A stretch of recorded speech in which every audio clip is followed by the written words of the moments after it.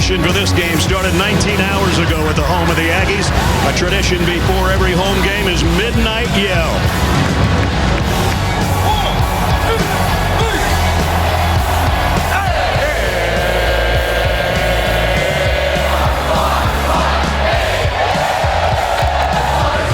The yelling starts for real next. This day right here is what we live for. We came here for the SEC Big Time game. Here comes the Alabama Crimson Tide. Robinson straight up the middle. Touchdown. Make it 4 for 4. Touchdown, Alabama. My goodness. Touchdown, Alabama. You gotta believe. Find out who we are tonight. Every play. Spiller on his way. Touchdown. He is sacked. The Aggies defense does it again. What's up, Aggies? This is when legends are made. The Home Depot SEC on CBS brings us prime time into Bryan College Station, Texas. And our matchup, the Aggies of Texas A&M against the #1 team in the country, the Crimson Tide of Alabama. Full house at Kyle Field. We might have a wreck crowd. It'll be over 105,000, that we know. Alabama comes in riding a 19-game winning streak. They've won 8 straight in this series. Can Texas A&M pull the upset tonight at the home of the 12th man?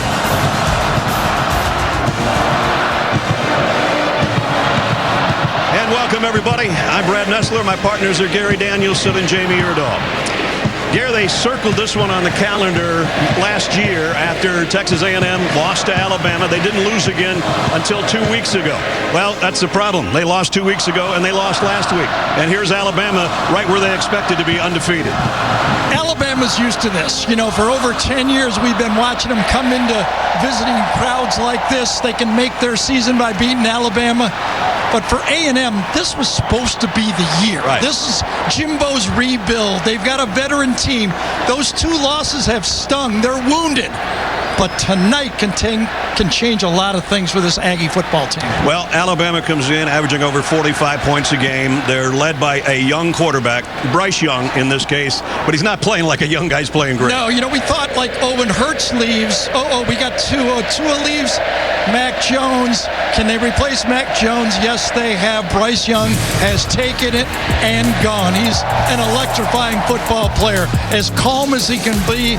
He's got the feet when he needs them. He's got the arm when he needs them, and he's got a lot of talent around him. He is making this thing go. It really helps when you've got an offensive line like he's got, and here's those guys. One thing that's kind of appeared in the SEC so far, you've got to win the line of scrimmage to beat the big guys. And this big guys for these Alabama football team, they got them on the offensive or the defensive line. They got some big guys. Well, Texas A&M's had some trouble because they've had to play their backup quarterback, Zach Calzada. With more on that, let's head down to Jamie. The tough reality is that this Texas A&M offense just hasn't clicked since Zach Calzada took over at quarterback after their starter Haynes King fractured his leg in the second game of the season. There was optimism in King's recovery. However, head coach Jimbo Fisher told us yesterday that it is unlikely that King will return this season. So how do you get Calzada to a point where he is running this offense efficiently? I spoke to his teammates. They all said the same thing. This young man has to trust that the feedback he is getting within this building will get him to a point this offense in the right direction. And like we've said all along, how about a little help? He needs some help. He does, and it's not just help from the other 21 guys. He needs it from the coaching staff. But first, he should turn around and look where I think his immediate help is. 2 of the best running backs in the SEC, Spiller and A-Chain. They are game breakers. If they can get that running game going just a bit, their quarterback might be enough tonight. The 14th meeting all time between the Aggies and the Tide. And here comes the #1 team in the country.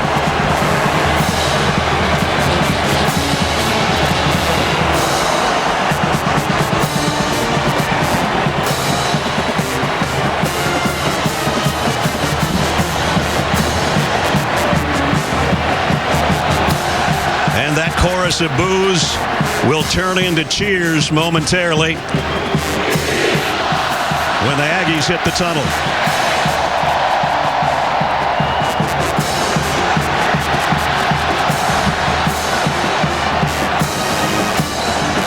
What a scene. 105,000. The stadium's starting to sway. There's Reveille, Miss Rev. She looks calm. Maybe she should play quarterback tonight.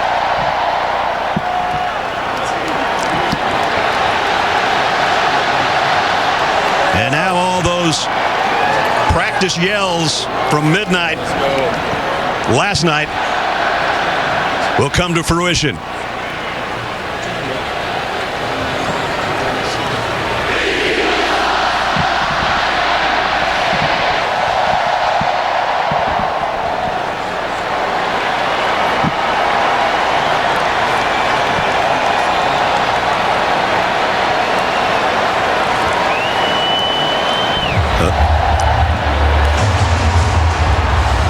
Aggies and the Crimson Tide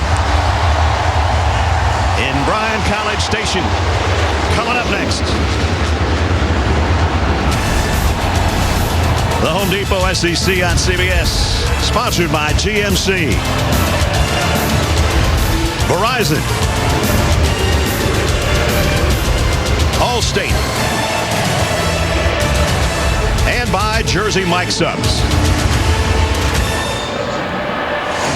When it's game time, everyone's got a Jersey Mike's, a sub above.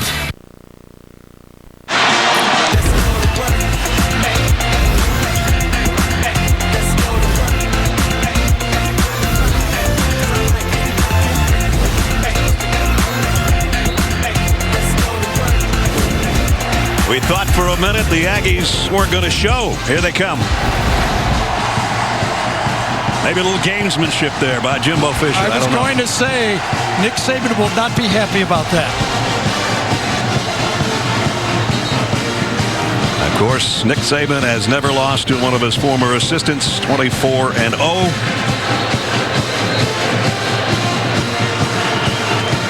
Comes in with 8 straight wins in this series. That is in its 14th game.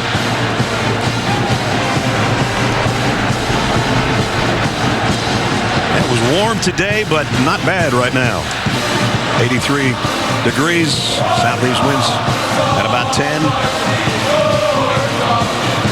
Bama won the toss and deferred. We always get asked, right, Ness, where should we go to really get the feel of college football? This has got to be one of the spots. This is. The stadium starts moving with the student body, actually. Feels like you're in the middle of an earthquake in East Central Texas. Will Reichard's got it teed up. Jalen Preston and Devon Achane are back deep. Jimbo Fisher, his 4th season as a head coach here at Texas A&M, and we're underway.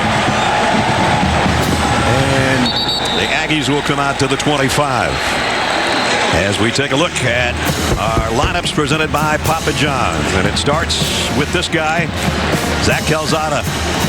Played at Lanier High School in Sugar Hill, Georgia. Last week, pretty good game. Had a touchdown run and a pass. But they need him to be very efficient against an excellent Crimson Tide defense. When we talk to Jimbo, he says he's getting better and better. But as you say, he needs to be a little bit better against these guys. Isaiah Spiller with him in the backfield.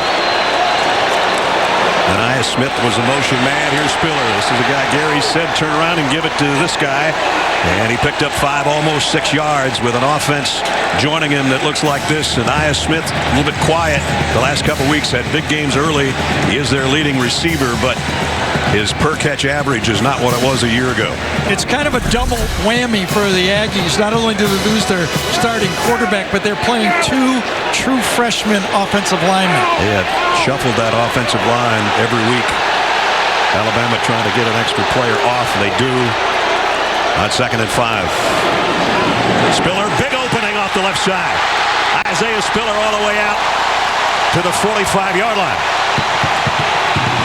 The stretch play, and Isaiah Spiller is calmly take the cutback. He just goes, and he's got great vision. When you watch all his runs, he gets to the second level and seems to be able to find the big play. Got 16 on that one.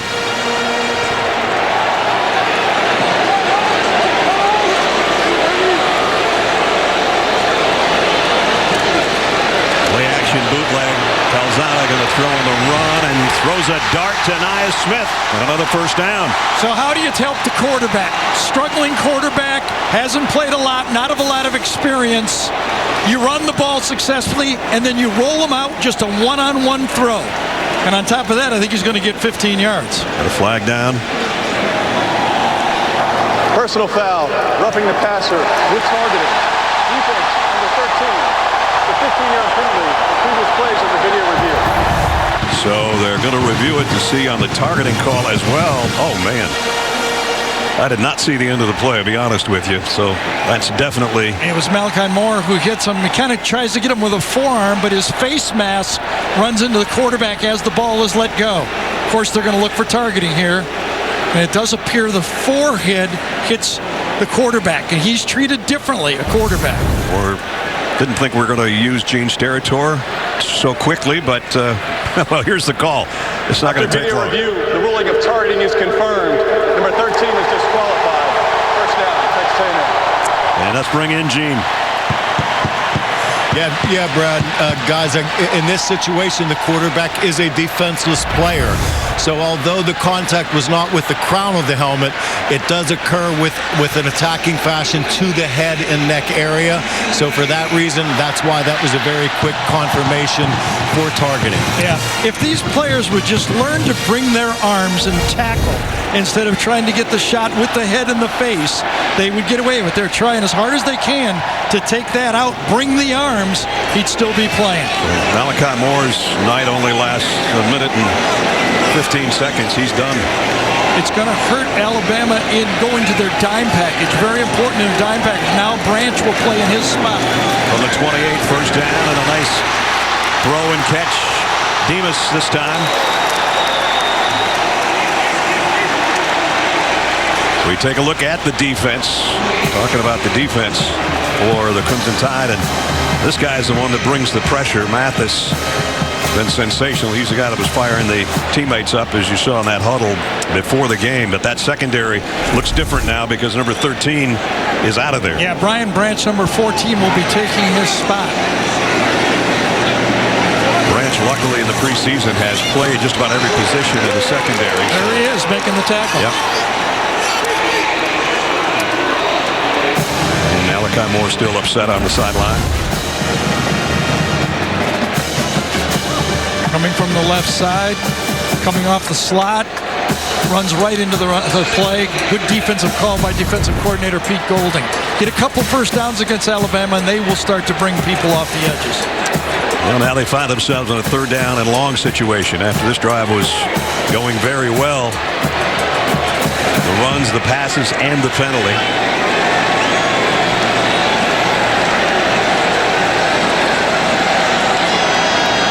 Calzada, plenty of time, throws a slant, but it's short of the first down to about the 21-yard line. It's going to be fourth down and a long two. You know, you always talk about the importance of accuracy, as Jimbo just right there was talking to Zach. You've got a guy that if you throw a strike here, he's going to catch the ball and run for a first down. It's off target, and that leads to not being able to pick up the first down. It's a completion, but not good enough. That's what the great ones do. They lead their guys into the hole, and they make first downs on the throw. Seth Small in for the field goal from 38 yards. Kick on the way, and A&M's got the early lead at home. So Seth Small, his 10th field goal of the season.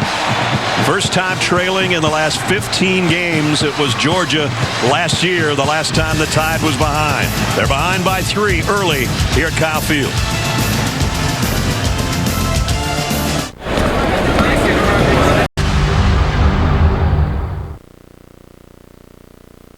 Want to tackle your fitness? Hey Siri, tell me more about Apple Fitness Plus.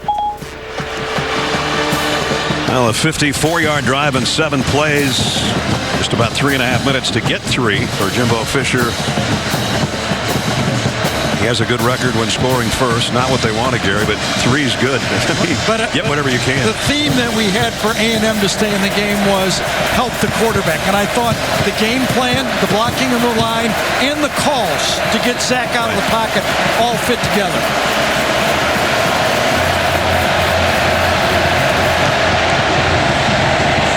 wobbly kickoff. And it goes out of bounds, so good field position for Alabama to start the 35. And that's just giving field position right back to high-powered offense. As we take a look at the Papa John's starting lineups, and it starts with this guy, Bryce Young. 17 touchdown passes on the season, just 2 interceptions.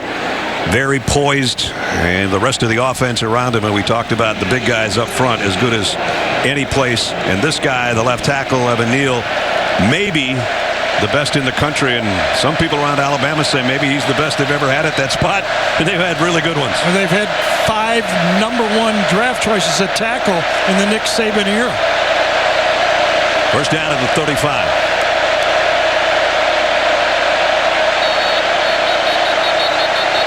And we got a flag down immediately before the snap. Jason Autry's our referee. Delay a game. Disconcerting signals. Defense. 5-yard penalty.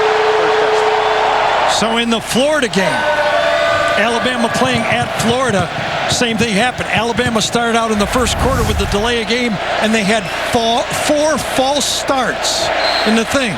Now, the play clock looked different on our scoreboard than it did here, and I think when we're looking around, there's 2 of them on each end. He must have missed it. They called delay of game for A&M calling out signals. Gotcha. And Brian Robinson on a 1st and 5. My fault. I thought it was on Alabama. Way off. Here's the Aggie defense. Antonio Johnson comes in, leading tackler, 4th best in the SEC in tackles. Second down at 2 is Young. Down the middle. That one might have been tipped. It was intended for Mechie. It looked kind of weird as it got closer to the receiver. I don't know if somebody got a hand on it or not. That's a read route. If it's man-to-man covered, Mechie will keep going across the formation. If it's zone, he'll stop. I don't think it was tipped. It wasn't. Just an anticipatory throw by Bryce Young, and Mechie goes 1 step further than he thought. On the rollout, Young just going to throw short, complete to Latu, the tight end, and he's got a first down. This A&M defense has a lot of veterans, 8 players that started a year ago. But against Alabama, they give you the whole package. I mean, you could play a lot of football, but they use all of their weapons on every drive. And they're in Aggie territory. Alabama at the 47-yard line with a first down. Here's a toss. Brian Robinson trying to get to the edge. Puts his head down. Got about 4. I think Latu is going to get called for holding on the play, the tight end. Right after he picked up a first down, he's going to pick up a flag as well. Holding. Offense. Number 81. 10-yard penalty from the previous spot. 18 first down. So I really felt against Ole Miss that Alabama was going to pound the ball. That was the formation of the defense that just encouraged them with only 5 in the box. But against this Texas A&M front 4, a legitimate front 4, I think you'll see a much more wide-open game from the Alabama offense. More from number 9 in the air. He's in an empty set, so we're going to see a pass coming up on 1st and 20. Young had pressure, got rid of it, got it complete to Slade Bolden, who's run out of bounds right about back at the original line of scrimmage, or very close. Jalen Jones bumped him out. So they put Brian Robinson out as a wide receiver, and then they shifted to the bottom out here, the receiver, Bolden. And again, perfect timing on the throw. You anticipate throws, once in a while you'll be wrong, but when you get good at it, the defense cannot stop you. Second down at 11 at the 48. Robinson got it to the 45. He was sensational a week ago. Career highs for B-Rob, as they call him, as he carried the mail and did it to the tune of 171 yards and 4 touchdowns. Yes, well, here we go for this A&M front 4. That's the strength of their team. 3rd and 8. Can that defensive line make a play? This is how you help the quarterback. That's Bolden in motion. Young will go on a clap or a silent count here. It's silent with the crowd roaring. He's in trouble. Got away. Doesn't like to run, but he will here, and he got a first down, sliding to the 30.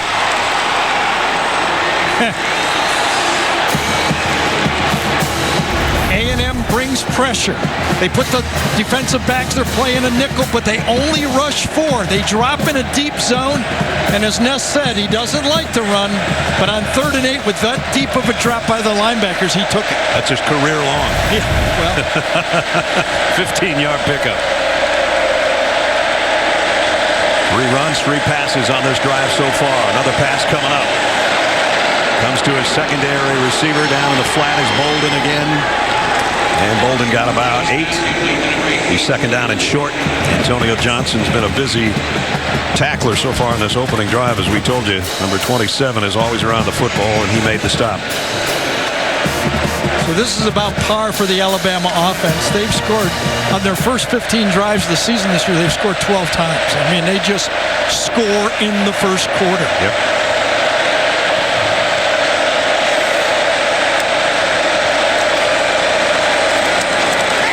Roydell Williams, who got the call, and he only got about a yard. It's going to bring up 3rd down. Andre White, the middle linebacker, in on the stop. Roydell is the next choice after Brian Robinson, and then it's probably Trey Sanders, and then they're not quite sure. No. Because they lost Jace McClellan to a knee injury and had surgery this week. Starting to feel the building shake again. 3rd down and 2. Almost 3.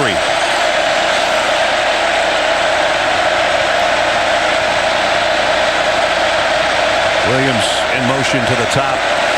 Young looks that way. Goes that way. Catches made. First down might be made too. Let's see. Richardson knocked him out of bounds. It's going to be a first down, Alabama. Well, Jamison Williams right there, number 1.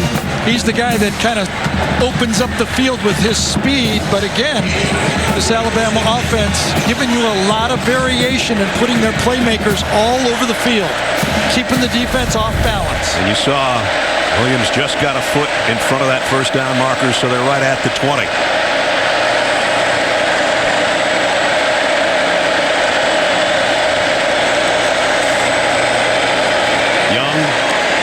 Flares it out to Roydell Williams on the fly down the sideline. Touchdown, Alabama.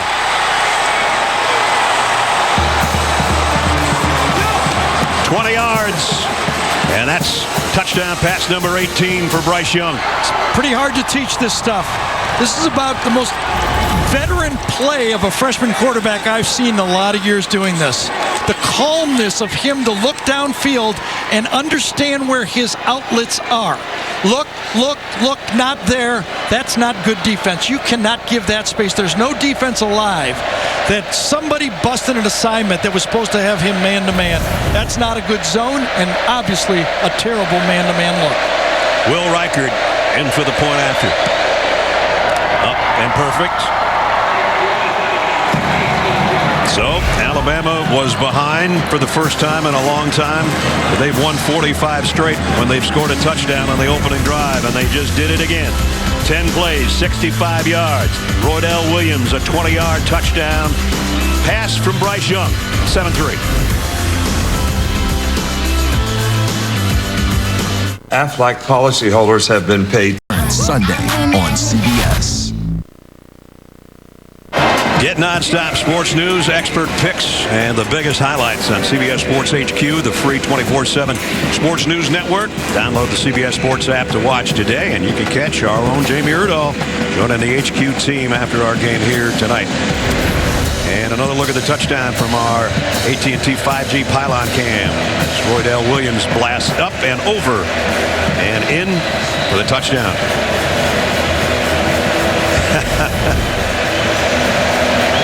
You can work on a lot of handshakes when you score that many times. I was thinking the same thing. You got to be very creative to think of new ones. Yep.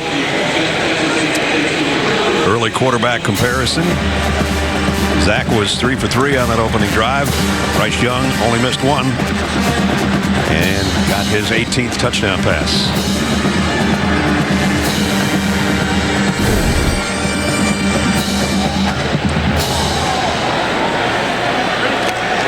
So So the Aggies offense works again from the 25-yard line.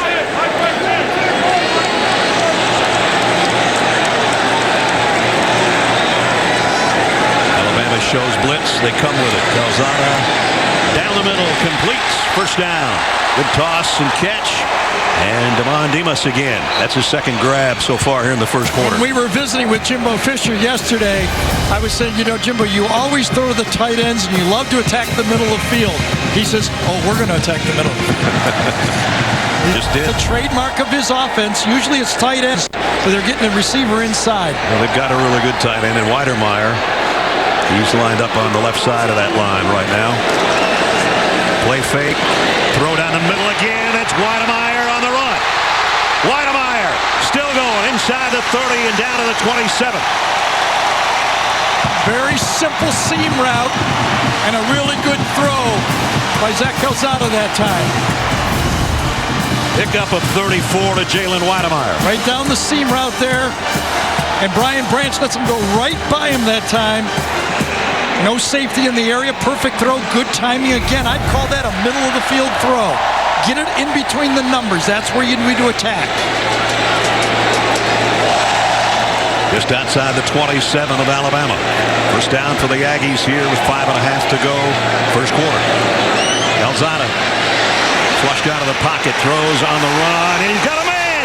Weidermeyer again. Touchdown Aggies.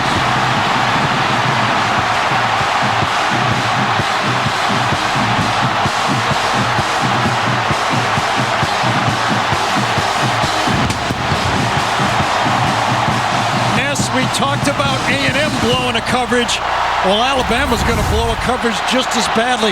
Weidermeyer just going to go down the sideline right here, and nobody covers him. Passed off, nobody stays with him. He's got his arms up for 15 yards in the open area. Extra point by Small is up and good. Jalen Weidermeyer, his 14th career touchdown catch. And the Aggies just flew down the field. 75 yards in 3 plays. Jalen Weidermeyer says, Zach, get it to me. Calzada says, it's on its way, my friend. 10-7, Texas A&M.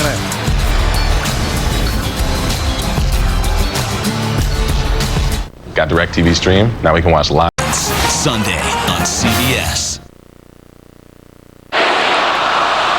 Unique shots of tonight's game are provided by the Home Depot. As you peek in at Kyle Field, it just erupted after the touchdown pass from Zach Calzada to Jalen Weidermeyer. And you know Nick Saban's not happy because it wasn't the only guy that was open. Weidermeyer, there were other receivers that were kind of running free as well. When we say busted coverage, we mean busted. Really coverage. busted.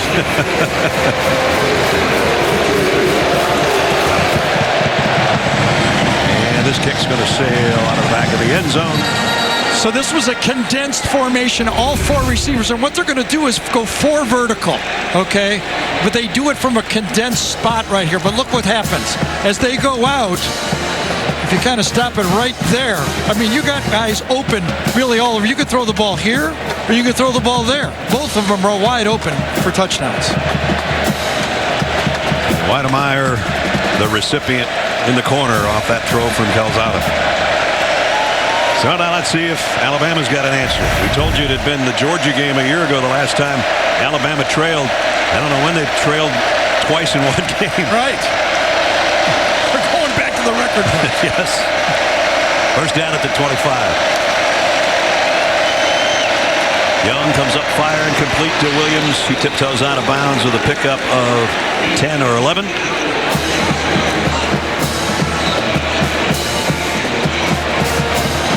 Both times Williams has caught the ball. He's picked up first down yardage out to the 35 this time. Ryan Robinson back in at tailback. Williams in motion. It's Robinson off the left side. Big opening. Broke 1 tackle. Broke a second. Almost got 10 out of it before they finally put him down. Well, you'd wonder, and we actually asked Mike Elko, do you lean to your right? Because Alabama runs to their left. And he goes, well, we kind of know we're going there, but it's not like we can line up an extra guy. Right. We're aware of it, but by the way, as Brad told you, they're pretty good over there too. Second down and 1. Play action. Young loads. Scrambles, given ground. Just trying to get rid of it now, and he got it back to the line of scrimmage to save it down. He also was throwing it near enough to Latu to get away with it as well, even if it didn't get across the line of scrimmage. Jimbo right now is telling the head linesman he didn't think it got back to the line of scrimmage. Yeah, but it was at a receiver, near enough to a receiver that it didn't matter. Watch 81's right there, close enough. 3rd and 1.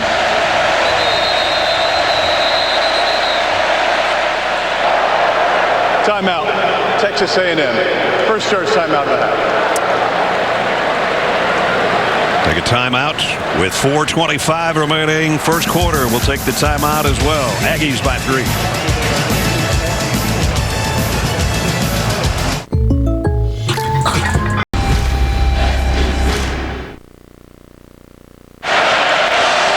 Week 5 of the NFL on CBS includes a battle in Florida between the Dolphins and the Bucs. Saints take on Washington, and a matchup in Los Angeles between the Browns and the Chargers. As always, coverage starts at noon Eastern. JB and the guys will be along on the NFL Today. Great slate of NFL games tomorrow right here on CBS. Good game here in prime time at Kyle Field. 3rd down and a yard. Robinson dropped the ball, I think. Aggies have got it. Texas A&M on the fumble recovery. And it's Leon O'Neal. And that's the first fumble recovery for the year for the Aggies. So it was 2nd and short, and Alabama went for the home run. Had to throw it away. They figure, okay, 3rd and short, we can make it. Handoff is high. He missed the pocket. You got to get it in the number. He hit him high in the chest, and Robinson never had the football. Handoff a bit high, and never is able to get it. You know, Bryce Young is so seldom under center. It almost looked like he was never comfortable when he turned around. He sure did miss the pocket. You saw Brian Robinson pick his arms up real high, but he expected it lower in his stomach. As Gary just said, first fumble recovery, only the 2nd lost fumble for Alabama this year. Aggies at the 41. Devon A-Chain on the handoff. A-Chain straight up the middle. He's got a first down to the 30. So we talked about if you're going to play with Alabama, you have to at least tie in the trenches. Let's give some credit to this offensive line. They've got established just enough of a running game that when Calzada throws, everybody in the park doesn't know he's going to have to throw the ball. And he's been perfect so far. 6 for 6 for 99 yards and a touchdown.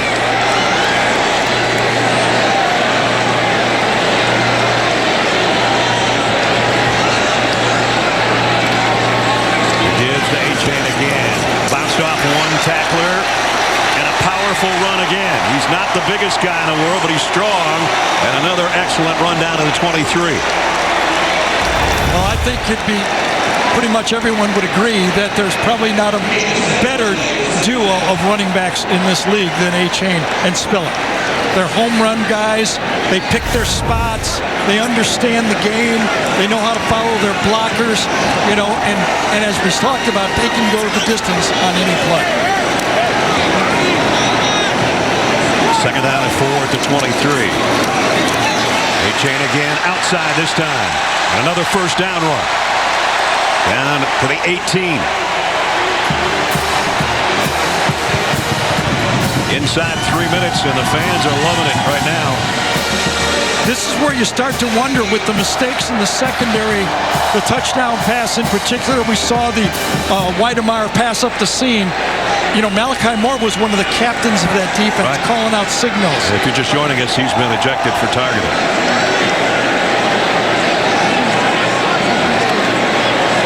Run blitz. A-Chain runs right by it and almost broke into the second level there. Helms held on for dear life or he would have had a touchdown.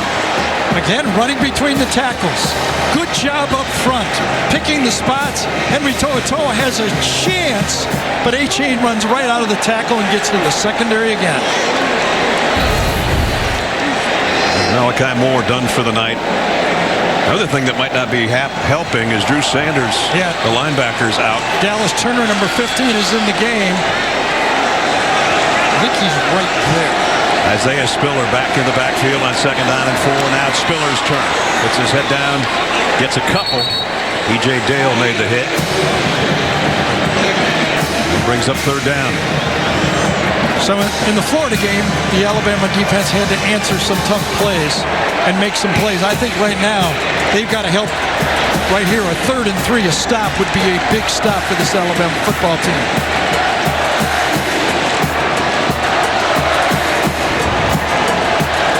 Got to wonder what Jimbo's thinking. Would he go for it on 2 straight downs down here? We're about to find out if that's needed. Spiller gets behind Calzada. Play clock winding down. Just got it away. Spiller up the middle. 1st and goal at the 5. No decision necessary. And you said it. Up the middle. And what does that mean? They're running right behind true freshman, number 61, Foster. Bryce Foster moving Kenyon Green, number 54, to left guard, I think has helped both the center position and the guard position, running right up. Should have been a face mask called at the end of that play. They spotted at the 6 where it's 1st and goal. Calzada lofts it. Touchdown, A&M. Anais Smith.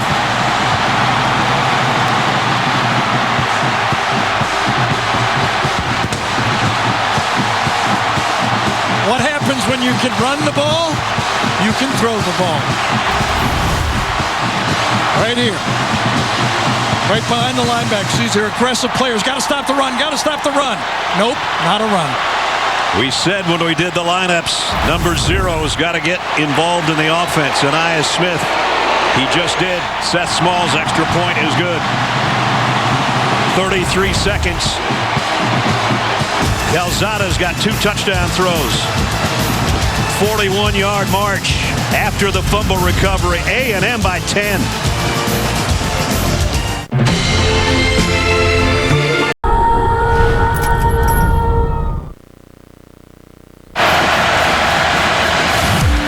Queen Latifah returns, and the new season of the hit drama The Equalizer premieres tomorrow on CBS. This place is going wild right now, with Texas A&M leading by 10.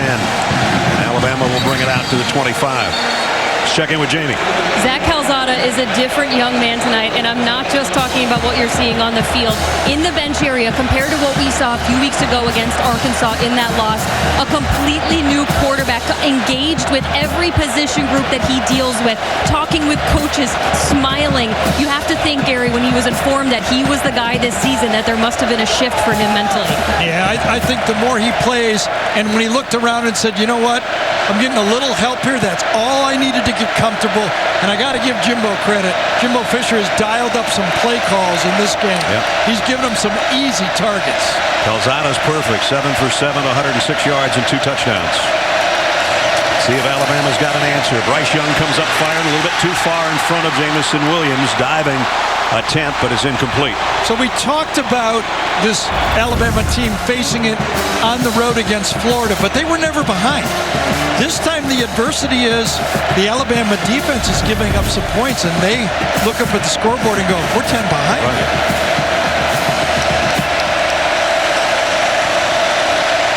Second down at 10. Billingsley, the tight end, is in motion there. Bryce Young throws late and out of bounds. And boy, that should have been a flag. I thought that was big time hit on the sideline by Tyreek Chappelle. And true freshman football player in there, ball sailing. Oh, geez. Got to keep your eye on the ball. Uncatchable.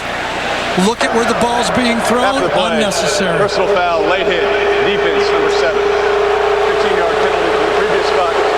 Automatic first down. So they gave Alabama a freebie there. And Mechie took the shot in the back.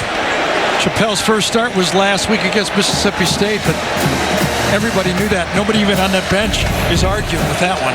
Would have been 3rd and 10 had it not been a penalty. As it is, first down at the 40. That's Mechie in motion to the bottom. Bryce Young looks that way, fires. Mechie's got this one, and he's still on a run inside the 25 and down to the 20. Bryce Young to John Mechie on a big game. Yeah, he comes in motion and then just keeps going on the wheel. Watch him come across and just go on the wheel right here, wide open all the way. Nobody there. The safety kind of is waiting for him, and Bryce Young gets him the ball before the safety can make the play. Alabama right back to the edge of the red zone on a 40-yard pass play. Now Brian Robinson taking it wide, going left and going 15 more for Alabama. It's 1st and goal. That's a pretty eventful first quarter here we've had, haven't we? A lot of eventful quarters today in college football. For sure. This is one of them. So the second quarter will start with Alabama at the Texas A&M 5-yard line. But they find themselves in an odd spot. Alabama, the #1 team in the country, trailing by 10.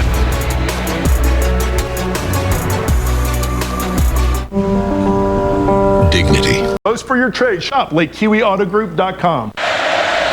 We start the second quarter with Alabama at the Aggies 4-yard line. 1st and goal. Brian Robinson's the man that got him to the 4. He'll try to take the other 4, and he only got about 2.5. Second down. By the way, we maybe should tell our viewers we're not used to goal lines that are yellow. Yeah, one thing about that last snap before the end of the quarter is you look at this play, the game clock actually hits 0 before the ball is snapped. But according to talking to the replay official, it has to be egregious. Who knows what that means? Inside the 2. Brian Robinson again. Got one more of it. It's 3rd down and goal.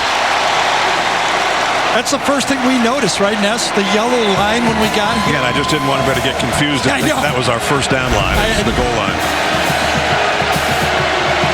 If we have the ball in the 10.5-yard line, it may get confusing. It really might get 2 yellow lines. That's right. 3rd and goal. And now they spread things out. Robinson spread out as a receiver. Now he'll come back to the backfield with Bryce Young. 3rd and goal at the 1. And the Aggies come up with a goal line stand. Young fires, and it's intercepted. Intercepted by Richardson.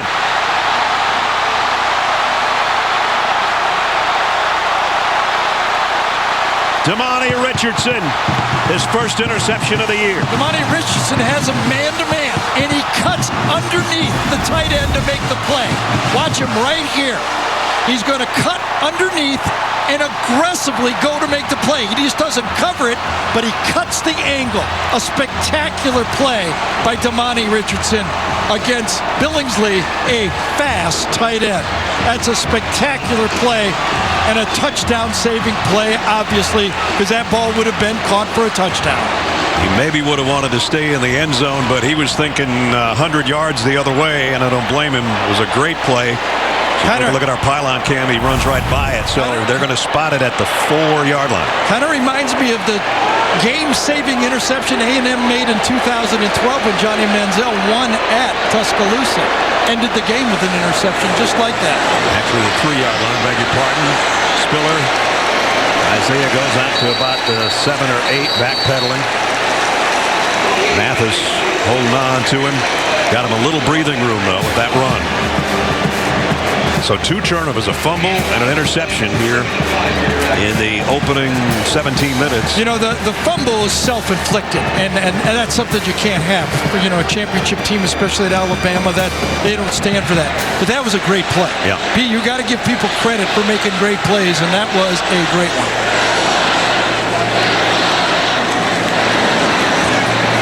Spiller dances in the hole a little bit, only got about a yard. It's going to bring up 3rd and 4.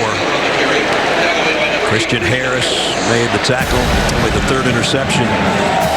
Largest deficit since 2019 against LSU. Remember, Alabama hasn't lost since November of 2019, riding a 19-game winning streak. So how aggressive does this Alabama defense get? Remember, we talked a little bit about not having one of their quarterbacks on defense, Malachi Moore, out there. Do they try to cover that out by bringing more people and getting the quarterback? Yes, they do. Calzada throws in the flat. Spiller's got a first down out to the 20, and he's still standing. So what is A&M? They anticipate, and they go hot. Right away, get the back out, and they run right by it. Everybody's got the wheel route. Everybody is successful with it, aren't they? Yep. 14th reception of the year for Isaiah Spiller. And Zach Calzada still hasn't missed. You know who else hasn't missed? Jimbo Fisher hasn't missed. Jimbo has called a perfect game so far. We said he needed help. Not just the 21 guys, but the coaching staff has to as well. On the 20. Spiller back to the line of scrimmage. That's Ed Mathis again along with Anderson. And on the tackle. And Dallas Turner also there, the guy that's filling in for Drew Sanders, who's out with the thumb and wrist injury. Sanders himself was playing for Chris Allen, who's out for the year with a broken foot. So they've lost Alabama 2 linebackers at the exact same spot. And all of a sudden you're playing a young guy. But Turner was involved on that tackle. 2nd down and 10. Everybody bunched in tight.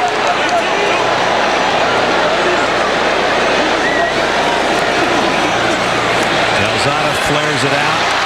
Spiller with the catch, but he's bumped out after just a short gain by Jordan Battle. And that's one of the things we had expected in this game is Jameer Johnson, number 58, would play left tackle, and Kenyon Green, the All-American candidate, would go to left guard. Apparently an injury, but Kenyon Green is out at left tackle, and they had to bring in Blake Traynor, 53, at left guard.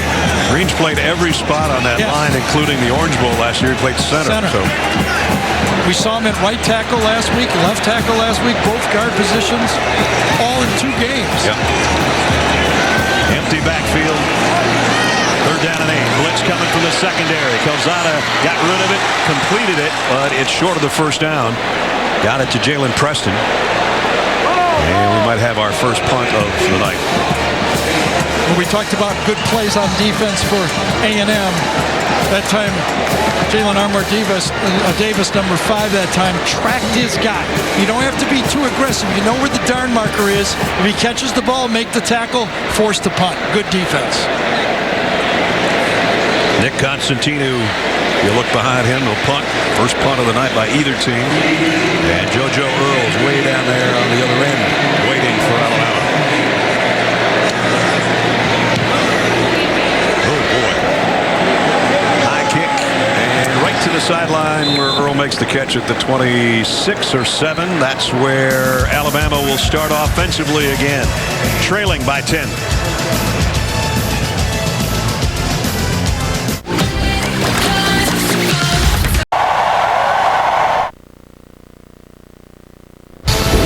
Adam Zucker with this Jeep update. Notre Dame was down 10-0 at Virginia Tech.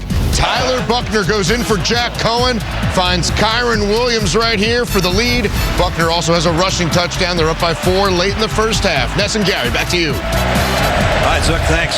Keep us posted here, 17-7. Alabama had driven all the way down to a 1st and goal at the 4-yard line before Bryce Young was intercepted by Damani Richardson. See what they do this time. Jamison Williams on a little flip. On the end around, picks up about 4. Pretty sneaky little play right there. Alabama shifted the receivers and allowed Jamison to back up and go in motion. He was playing the X receiver on the top of the screen. One of the receivers went up on the line of scrimmage, allowing him to back up and go in motion. Nice little design. 2nd down at 6 at 9:45 remaining first half. Young, pressure coming from the backside, and down he goes. They got to him. And it's Tyree Johnson. That time Chris Owens matched up, and he kind of whiffed on the outside. There's the matchup. Owens has got him, comes right around the corner, fast turn, and gets to Young. Beautiful pass rush, that time by Johnson. It's his 2nd sack of the year, and it forces a 3rd and 9. And on Alabama's last 2 third down plays, one was a fumble, one was an interception. 3rd and 9.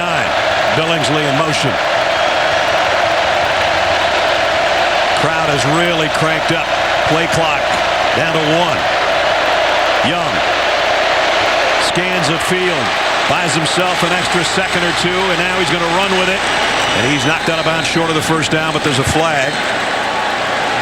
See if there was a holding on defense. Flag's back at the 45-yard line. Usually what it means in the secondary, doesn't it?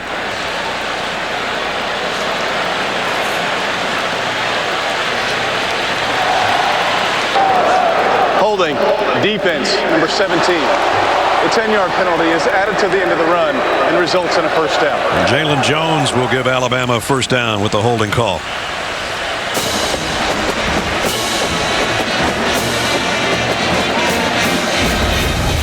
Bryce Young breaks out of it.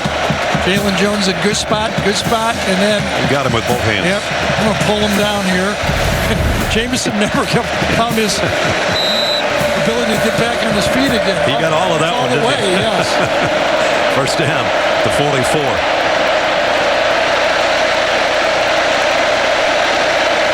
Quick throw out to Mechie on a wide-out screen. Williams tried to get him a block, didn't. And Mechie still made something out of it, though, as he got out near midfield. Yeah, this was a decision by Bryce Young. It was an RPO. He had a running play on, or he had the option to go out with the screen. He liked the screen, and he got a positive play out of it. We got an Aggie defender down.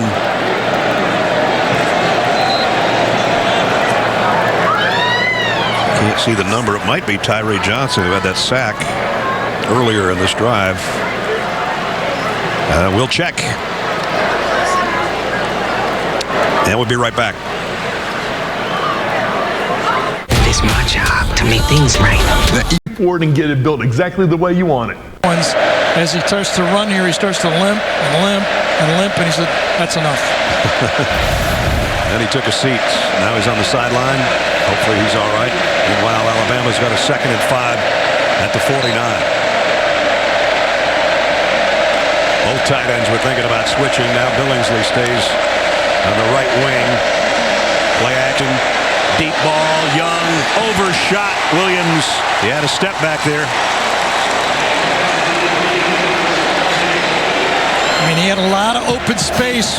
Once A&M realized it was going to be the crossing route, they turned and ran, but a perfect throw could have had it. But it needed to be a perfect throw. You could see the 2 A&M defenders running as fast as they can with their back to the quarterback.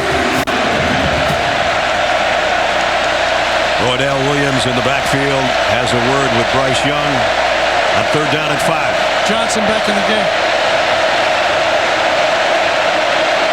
Young, blitz coming. He's going down again.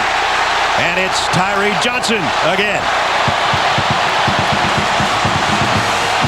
Guess he wasn't that hurt. He was back in the game. Coming from the left side, and he's matched up against Evan Neal. This time, no, they squeezed down. A little bit of a busted assignment that time by Alabama. They turned the defensive end loose. The running back on Tyree Johnson that time, that's a bust up front, or a design of a protection that wasn't good for Alabama. A running back on Johnson was not a great matchup. Ames Burnip in to punt for Alabama's first punt of the night. And Aya Smith waits on the other end, and he's just going to clear out of the way here. Bounces back from the sideline onto the field at about the 26. And so with 7:15 remaining in the first half, 10-point lead still holds for the Aggies. Hey, you! Domino's is giving away 8 Central on CBS. That's time for our Hometown Connection presented by T-Mobile. Let's check in with Jamie. Fred Spiller doesn't miss a single one of his son Isaiah's games. And while Fred treks all around the SEC, Bryan College Station is the most familiar to him after Fred spent 2 years playing for the Aggies before injury ended his career. Isaiah actually spent some of his childhood years living on campus as his parents finished their degrees. So it's Isaiah bringing things full circle. And despite A&M football paraphernalia decorating the house growing up, it wasn't his dad who was the ultimate influence to get Isaiah here. It was his mom, Isha, who helped call the shots. Really a cool young man and a great family story. Yeah, he really is. We had a good time spending time with Isaiah yesterday. interception. Picked off by DeMarco Helms, and that's the first misfire for Calzada, and it's a big one. I thought with nothing there, he was just going to try to throw the ball away. But just as he throws it, the receiver takes off on him. Watch, nothing there. Nobody open. You've got to play. Just get out of it. Hasn't made any mistakes all day. Covered. Receiver's turning upfield and lets it go to the back shoulder. There was no back shoulder to throw to. Mental mistake when he least needed it. Helms' second interception of the year. As I mentioned, the first misfire by number 10 tonight. Gives it back to Alabama at the Aggie 40.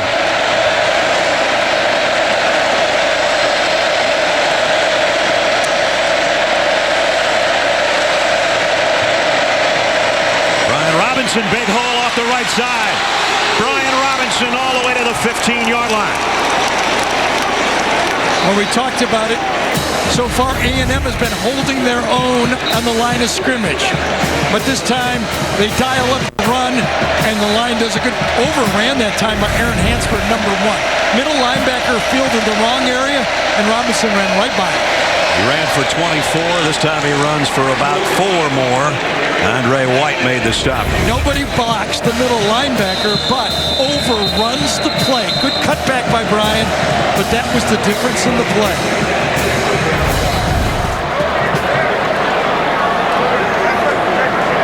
That is Jaden Peavy down for the Aggies.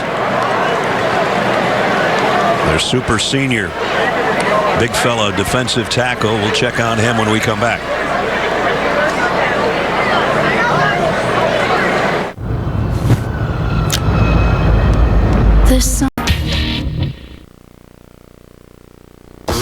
Adam Zucker in New York. Coming up on the Geico Halftime Report, Kevin, BJ, and I with all the latest from around the country, including number 9 Michigan taking their undefeated mark to Lincoln. It's been low scoring, but how about this catch by Mike Sainristil leading to a field goal. 6-0 approaching halftime there as well, guys. All right, Zook, thanks. The injury was Peavy, the 315-pound. Looks like he falls on his shoulder, doesn't it, as he goes over the tackle right here, his left shoulder. Now, if he comes back in one play, let's isolate him for a sack. That's right. Okay? That's what Johnson did. Came back, got a sack. He's in the tent right now. Jaden is. Senior out of Bel Air, Texas. Alabama has worked it to the 12-yard line. 2nd down and 6. Blitz coming off the corner. Young fires. End zone. Incomplete, intended for Billingsley. So Alabama started the game off 3 for 3 on 3rd down. End up getting a touchdown. Since then, they've been 0 for 3, 2 turnovers on 3rd down. So that 3rd down that started out so well has been a disaster. Yeah. By the way, 2 of those turnovers were 3rd and a yard. One was the fumble by Robinson, and then the throw that was picked off by Richardson.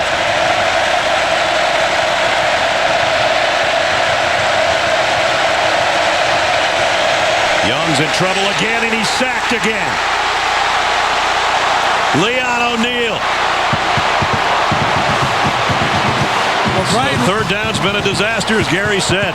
Mike Elko aggressively brings the strong safety this time. Brian Robinson has him, but doesn't finish him up. Right there. There's the block that should be made. He's got him. Takes 2 of them. Actually, they overloaded the side. He was and had to get rid of the ball. Again, good design by A&M. I thought he had the safety, but overload blitz, and they outnumbered Bama. Will Reichard has only missed 1 field goal this year. It's a 38-yard try, and he didn't miss this one. As it draws Alabama back to within a touchdown. 5:44 remaining. 17-10 Aggies.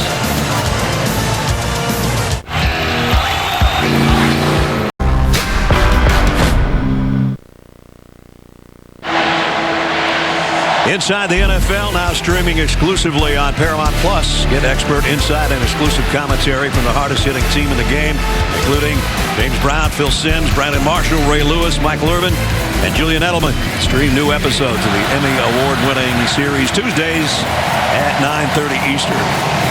Well, the interception by Helms did lead to points. A field goal by Reichert, who's set to kick off. And those third downs that Gary mentioned, the last four third downs for Alabama: fumble, interception, sack, and sack. Now it's time for Do Project Smarter, presented by the Home Depot. If you want to be able to throw the play action pass, you have to set it up and be smart, being able to run the ball inside. Just a little 6-yard gain. But what happens afterwards? The linebackers, the safeties respect the run. Boop. Nice and easy. Right over the top. Nia Smith, one of those 2 touchdowns that Zach Calzada's thrown. The other one was to Jalen Weidemeyer. There's his numbers. Only 1 miss, and it was an interception. From the 25. A-Chain all wrapped up for a loss. Tim Smith had him picked off and a loss of a couple on the play. Nick Saban has never lost to a former assistant, including Jimbo, who's 0-4. Nick is 24-0 against that group. And this drive could go a long way for A&M right here. Remember, everything has been going good. Jimbo's been dialed in with his quarterback. He's a little bit in the head of the Alabama defense matching up here. But the last mistake by Zach Calzada can get into the head of the play caller, too. As A&M needs this drive, remember, Bama gets the ball to start the second half. A 3-and-out here means that Bama could finish the half and start the next half. That's Max Wright, one of the tight ends for the Aggies. He apparently is okay. And you have a lot of confidence. Everything's going well. Everything's going good. Quarterback makes a big mistake. Now, what do you grab now? Do you have confidence to call that pass over the middle that was going so well for you before?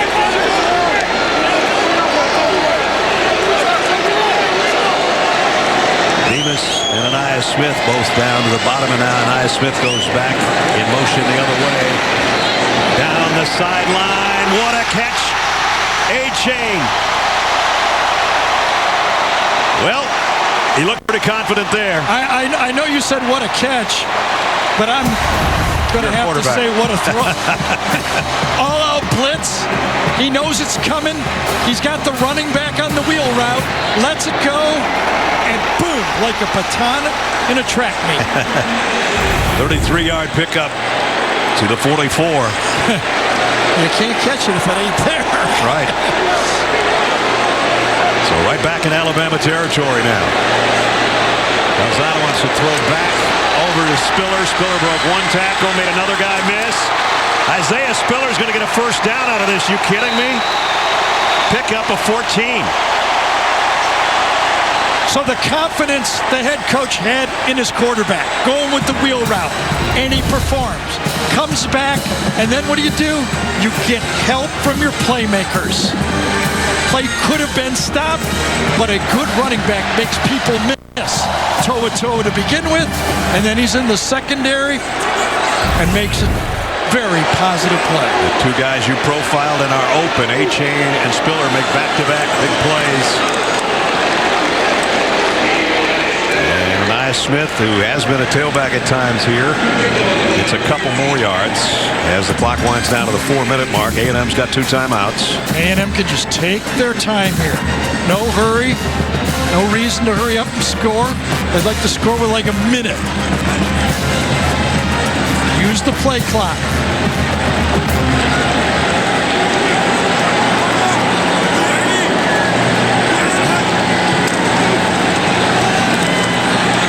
Time, nothing doing. No gain out of the play. Will Anderson made the stop on Spiller. And now it's 3rd down and 8.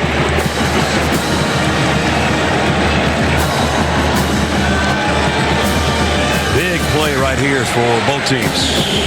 3rd down and 8 near the 3-minute mark. On 8 yards or more, they're 0 for 2 tonight on 3rd down conversions. They have been pressuring. Are they going to sit back? 3-man line in there. There's comes 2 extras. They pick it up. Calzada down the middle, and he throws a strike to Smith to the 16. First down, Aggies. Absolutely. They pick it up. That's the key thing that was said. Remember, the problem earlier for this team was the offensive line, and we saw them against Arkansas get run over by a 3-man rush. Now you get a 5-man rush, and they hold up on 3rd down. Tremendous job by that young offensive line. Look at the numbers for Zach Calzada.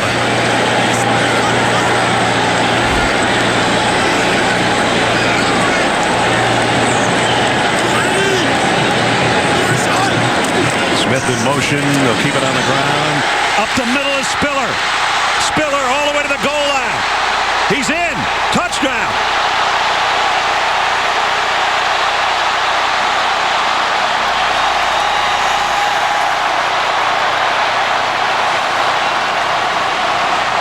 Isaiah Spiller. 15-yard scoring run. Patience, a sprint, and he falls on Branch and then stretches the ball over. He would have come down on the 1, but he actually falls on the body of Brian Branch and reaches it out. His elbow comes down, but is it the ball over the line? What a run. What a well-blocked play. What a beautiful design drive by A&M against this Bama defense. Does his elbow come down? No, I think the ball is there when the elbow comes down. I think that's a touchdown.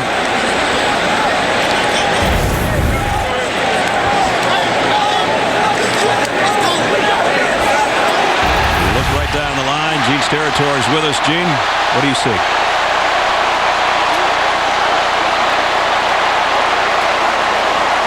Yeah, I think that actually that was Brian Branch's elbow we saw at first. I think that's a clear touchdown, by Spiller. It's Branch elbow go down, no elbows by Spiller. That's a touchdown. Gene, I think we've got you now. I couldn't agree more. Yeah, Gary nailed it perfectly. What a great job to keep his body and arms off of the ground. All that nose of that football has to do is break the goal line, and we can tell from a great angle shot that is exactly what happened. After video review, the ruling is confirmed. Touchdown.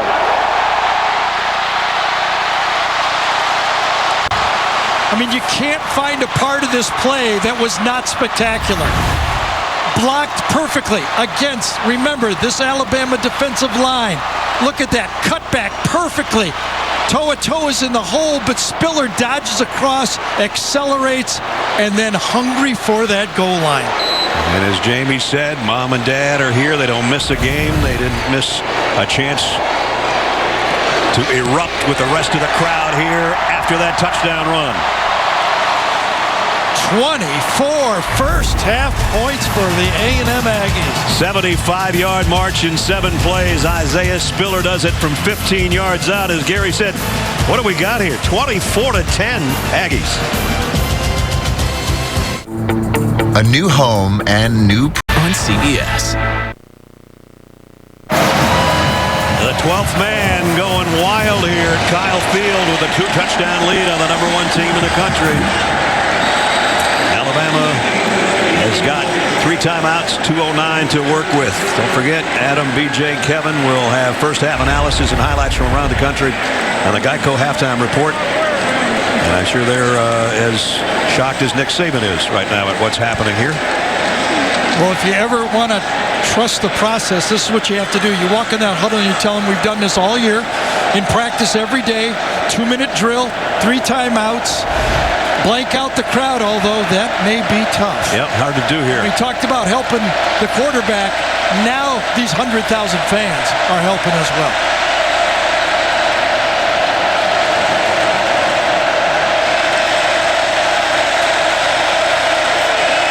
Young flares it out to Robinson. We had to catch it 3 times, and here he goes. Brian Robinson down the sideline. Run out of bounds, but he got it into Aggie land. Leon O'Neal pushed him out. At first I looked to see, did everybody stop when he caught it? Almost 1, 2, 3rd catch. Yes, just a little bit of a pause that time in the secondary, thinking that the ball might have been fumbled. I thought Richardson just paused a bit. First down at the 46. They go right back to Brian Robinson to the 40 on the back-to-back catches. Antonio Johnson made the stop. We're down to 1:40, clock running.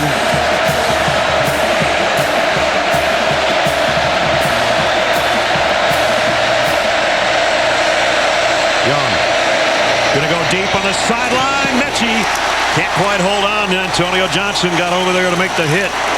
That was a great job by Johnson. He's playing half field coverage. The quarterback scans the field. He knows he's got the verticals to the outside. Out here, he looks at this safety and says, can he get there? Can Richardson get there? And he does. Ball wasn't perfect, but a good job to the outside by Johnson. Excuse me. Third down. Remember, third down's been a disaster in the first half for Alabama on the last 4 times they've had the ball. Young down the middle. This one's dropped. Billingsley had his hands on it, but he got hammered, and now we got a flag. Right. You got another look at a targeting here.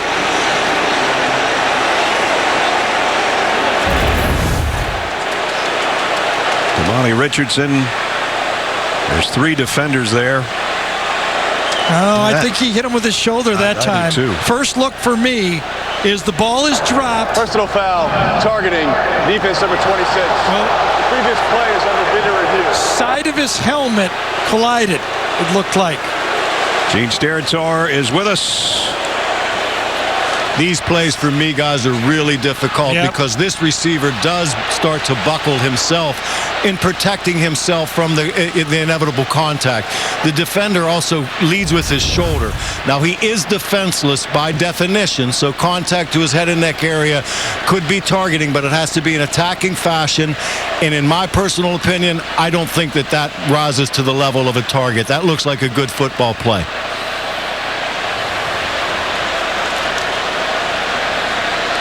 One more angle, drop ball, and Billingsley tries to... So, Gene, the helmets collide. Is there a choice? Can the replay officials say it's incidental? Because the helmets do collide. The discussion they'll have, Gary, right now is he attacking with his helmet? Gotcha. Even though he's defenseless. Come more down to that. Gotcha. Yes, it'll come more down to the attacking fashion that he's applying that with, and we can watch. You see the receiver does crumble, basically getting ready to absorb that contact, which to me is a normal football move by all the people that are participating. Truthfully. I don't think he launched. He did not leave his feet. David Allman's replay official. Jason Autry with the call upcoming right now. After a video review, there is no foul for targeting. And Damani Richardson says, that's the right call. Fans love it. And that makes it 4th down. Yep.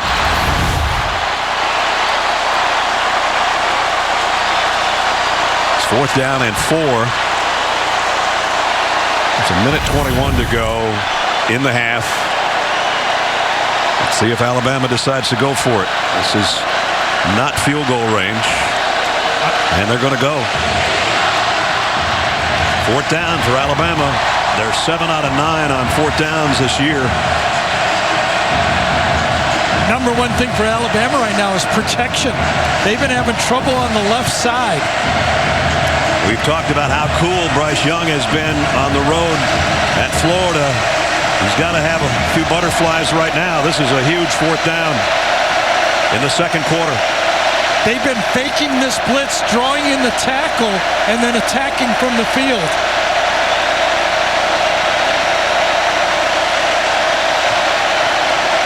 Fourth and 4. Joe Earl, the motion man, and Alabama jumps now. It's down to 4th and long. Well, we talked about the 12th man, the 100,000. Now they've made a play. Everybody getting in the act. You got it. Chris Owens, the right tackle, jumped.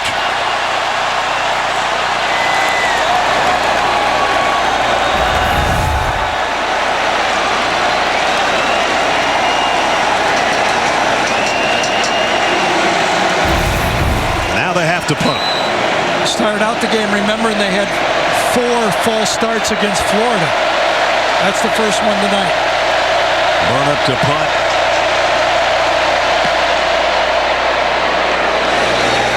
Going to be fielded around the 8-yard line by Anias Smith. Well, there was a Houston touchdown club over the summer, and this was Jimbo's quote: "We're going to beat his whatever." His Alabama team? Is that what Alabama team? Even when he's there, don't worry. And that was this summer, and then that was told to Nick Saban. And Nick Saban, when he says he's going to beat your butt while you're there, and he said, in golf? Golf? Oh, you mean football? Oh, well, we'll see. Right now, he's got a 2-touchdown lead. So how greedy do they get here, Ness? I mean, you're backed up. You don't want to make a big mistake. Get out of the half up 14. Little screen pass, draw pass to start, draw to start. Yes. And this guy can make a big play in a hurry, but he doesn't this time. Back to the line of scrimmage. And Henry To'o made the tackle on Isaiah Spiller. And we're down to minutes. Surprised that Nick Saban isn't taking timeouts here right now. Remember, he's got a backup quarterback in. They've got all 3 timeouts. I figured they would take them.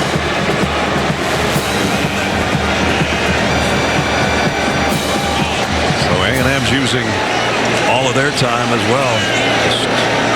Jimbo says, we'll take that. We'll take a 14. If you said, I'll give you a 14-point lead and you go to the locker room, we would have taken that on Tuesday.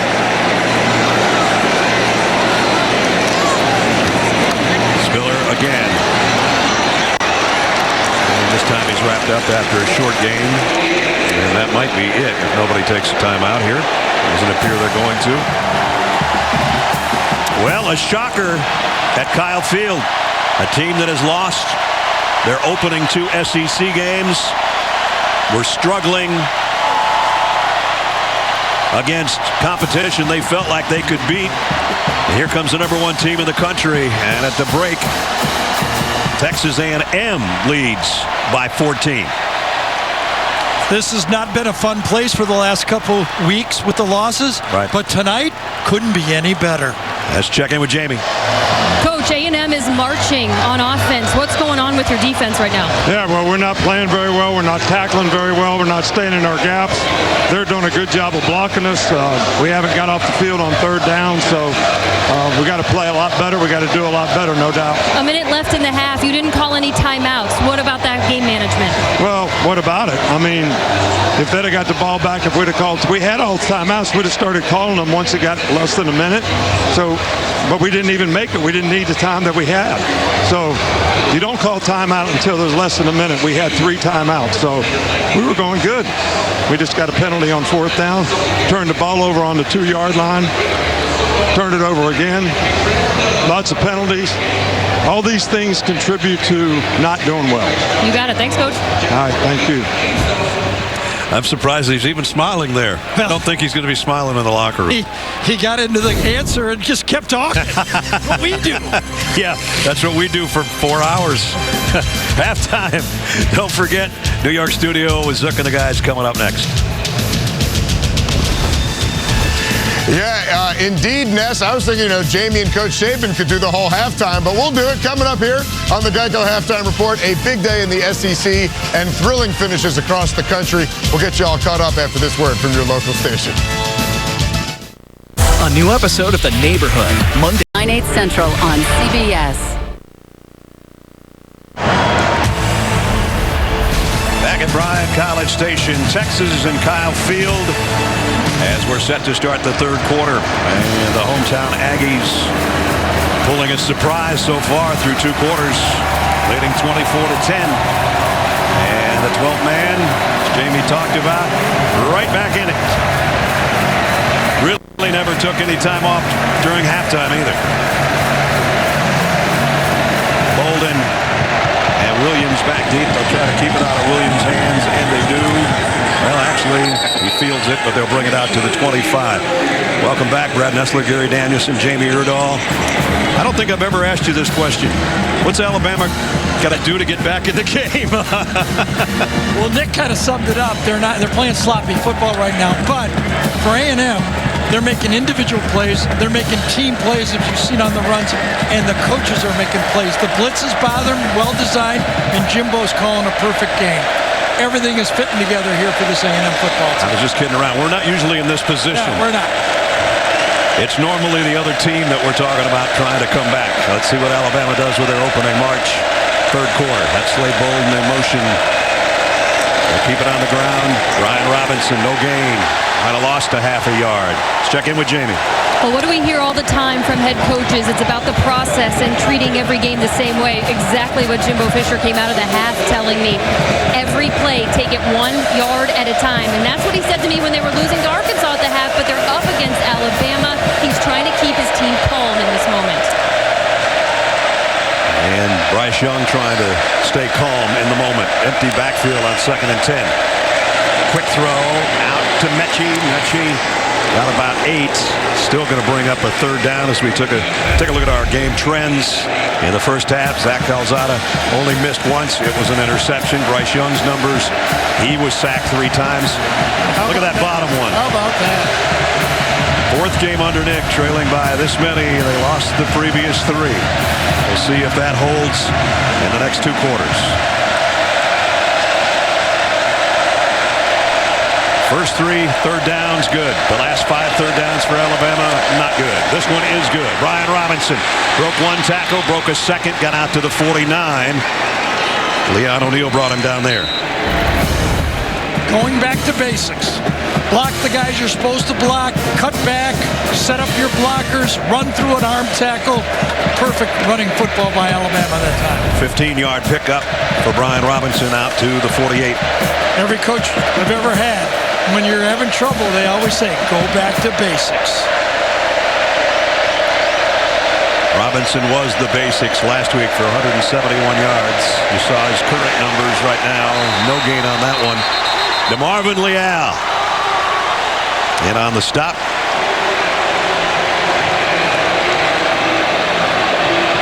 Marv, as most of his teammates call him, All-American. A year ago, All-SEC performer.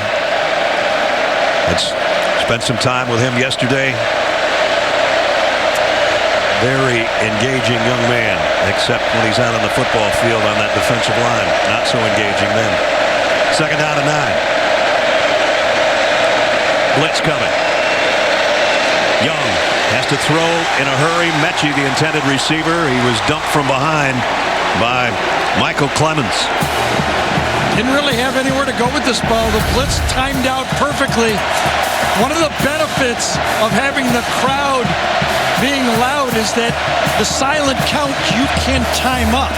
And they're getting a feel for the silent count for Alabama, and they're timing up their blitzes. They got their last third down on a run by Robinson, but See this how was the 3rd and 9. turning around? He's the one giving the signal on the silent count to the center. Young waiting. Now rolling and going underneath the would-be tackler. He got it to Robinson, and he got a first down. How about that composure? Duck and chuck. Bought time out of the pocket. This was about a 6 or 7 second play from stop to the snap to the time he threw the ball. And to find Robinson after he ducked, that's an incredible calmness and ability to keep his eyes downfield. On 3rd and long, they got 16 out of it. Williams joins the backfield. And they're going to flip it out to him. Jamison Williams got to the corner, got about 8. The flag down. Yeah, I think they're going to get Mechie with a grab with his left hand on the play. Boy, and that's DeMarvin Leal down for A&M. Defensive lineman that we just talked about. During the run, holding, offense, number 8. The 10-yard penalties enforced from the spot of the foul. Repeat first down. Yeah, he tries to help. Mechie tries to help and then holds with his left hand. See how he holds with his left hand, and then he tries to get Johnson with his right hand. And little did he know that it only helped about to the tune of maybe 2 extra yards, and now it's coming back anyway. But Leal's the guy that's down, and we'll check on him when we come back.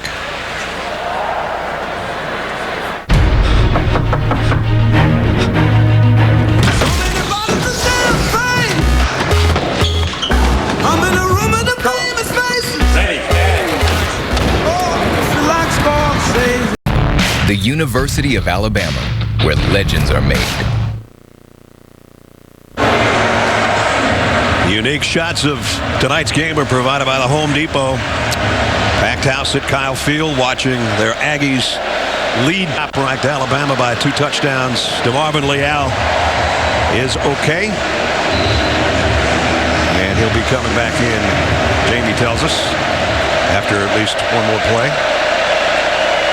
Meanwhile, Alabama's got a 1st and 16. They empty the backfield. Roydell Williams comes out as an extra wide receiver to the bottom of your screen. Bryce Young, here comes the heat again, and down he goes again. Another sack, 4th of the night. And Clemens has his 2nd. You have to give credit defensive coordinator Mike Elko. His game plan is just as good as Jimbo Fisher. You take the back out, and he comes with a 5-man blitz. That's the 2nd time he's freed up either a safety or a linebacker for a stop and a sack on a play. Now Alabama's way back at midfield. There's Mike on the right. Even the early sack by Tyree Johnson was basically determined by a linebacker faking the blitz and then him coming around the short corner. So Johnson's got 2 sacks. Clemens has 2 sacks. 2nd down and 25. This is Williams out of the backfield on the completion. Got it back to the 41. We got to get all the way to the 26 for a 1st down. So a holding penalty and a sack is why they are behind the change so much. They got their last 2 third downs, but this one's a big one. Yes. And they got that same look. They've got those defensive backs and linebackers right up there, the line of scrimmage. It forces Alabama to shift down a bit, and then they come around the corner quickly. Here they come again. Young's got to get rid of it. Just barely does, and it's incomplete. Harmlessly fouled. That's the game plan, and it's working. And they're not going to have to change it until Alabama adjusts to it. Antonio Johnson got the heat that time. There's 4 guys that can rush, and you don't know which 3 are going to. 4 that are there, and 3 different ones come on alternate plays. A beautiful defensive game plan. Brian Robinson did what he could. He got 1 guy, but he didn't get both of them. Same as before. Remember earlier in the game when I thought he missed the block on the safety? He already blocked 1 guy. Can't block 2. And Aya Smith waiting back around the 5-yard line for Burnip's punt.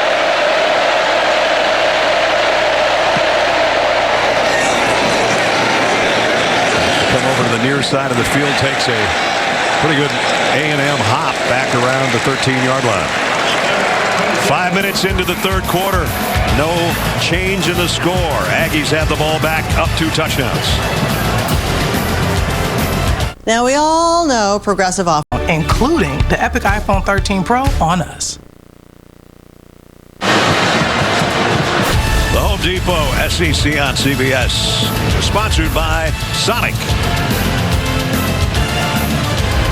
AT&T, Twisted Tea Hard Iced Tea, and by Progressive. Little rodeo club action last night here in College Station. Our GMC game changers. And what this A&M defense has done is take the talent they have in the defensive line, who are a handful, and then mirror it with blitz package. I can't remember the last time I've seen an Alabama team struggle with the pass rush and the blitz package that we've seen in this game like this. You know, we said to DeMarvin Leal yesterday, we said, you know, nobody's even touched Bryce Young all year, and he's getting touched tonight. And the Alabama defense comes up with a nice play. Brian Branch. And that's basically what this Alabama has to do. They have to answer the call. One defense is playing and making plays. They need to give the ball back in good field position to their offense. Oh, boy. Yeah. It's Isaiah Spiller. A&M has been making the plays in the backfield. Now this Alabama defense gives it right back to him. Nowhere to go. Brian Young was going to be there, and Branch makes the tackle anyway. I don't know if it was that last hit, but he's holding his hip. Exactly. There's the numbers for Isaiah tonight, including that 15-yard burst The rushing touchdown that put them where they are right now, 24-10. And there's his family, obviously mom and dad, concerned. Fred and Aisha, who Jamie was talking about. Isaiah's a special talent. Yeah, he is. He's a game breaker and looks to be okay.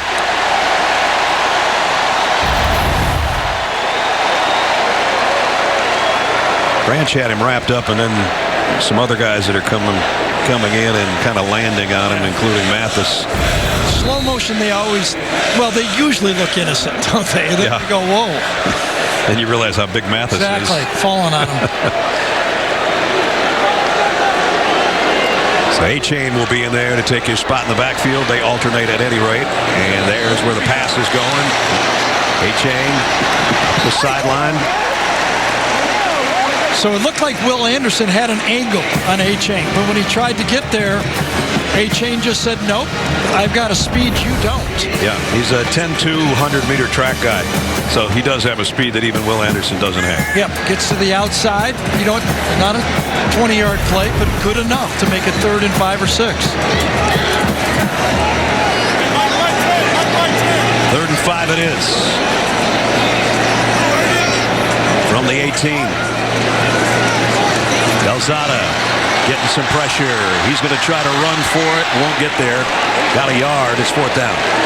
And Will Anderson, who we just talked about, helps on the stop. They tried the same wheel route they hit earlier in the game, but this time Alabama peels with it. The defensive end peels with it. Nowhere to go with the football. Good coverage that time. That's doing the position and the defense the way it's drawn up. It was a busted coverage last time. They did the same blitz, same play. That's JoJo Earl back around the 35, awaiting Constantinu's punt.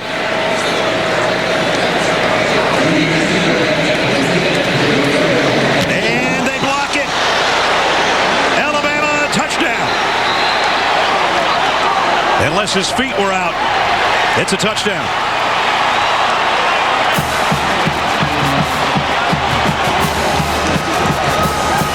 Nick Saban's team always seem to come up with a touchdown by something other than the offense, and in this case, their second block punt touchdown of the year. He almost took it right out of his hand.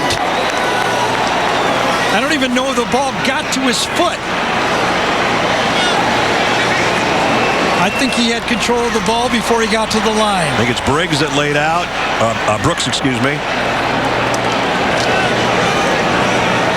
And then possession right there before his knee slides out of bounds. By King Makuta. Under review, but it looks to us like a touchdown.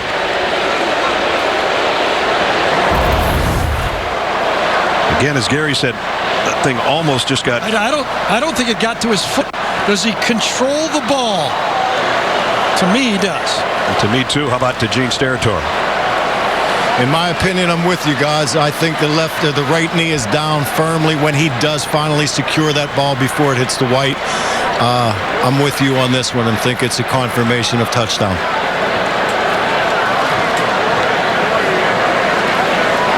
Wait, the official word, but what a big turn of events in Alabama's favor if indeed it's a touchdown. Got the lead. The 7 with the extra point. I thought Ja'Cory Brooks, number 7, got to the ball before the punter's foot got to the ball from up here. Let's see if it did.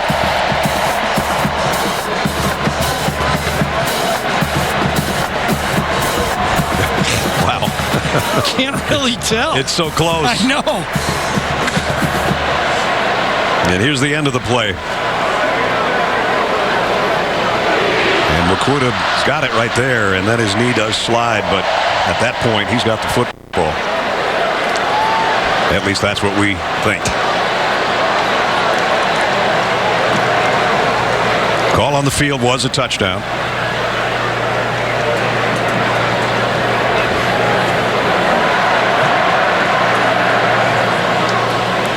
So the decision is safety or touchdown.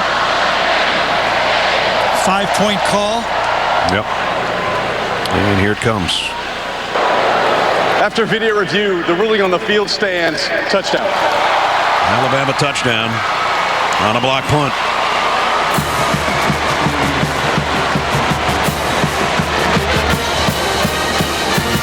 Another reason why it's so difficult to beat this Alabama football team. They've got athletes at every phase. They're geared up to make plays. The playmaker this time is on special teams. Corey Brooks, the man of the hour with the blocked punts. The extra point is good. And the scoreboard changes quickly. 8:18 remaining, third quarter. There's the man that covered it for the touchdown, and it's down to a touchdown lead. I need a Mocha Crunch Blast, please. Sunday on CBS. Adam Zucker with this Jeep update. Notre Dame now behind Virginia Tech again.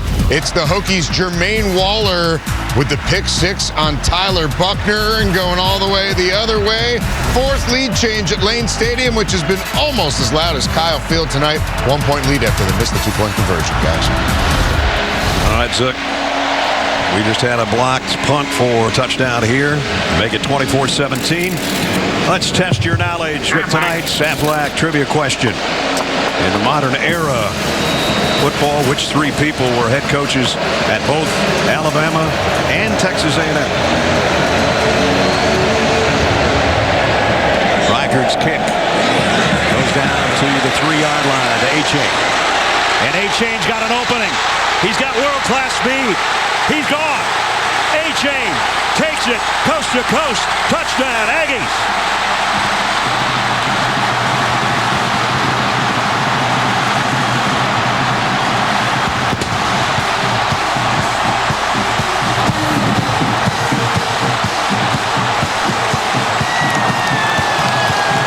A-Chain, 96 yards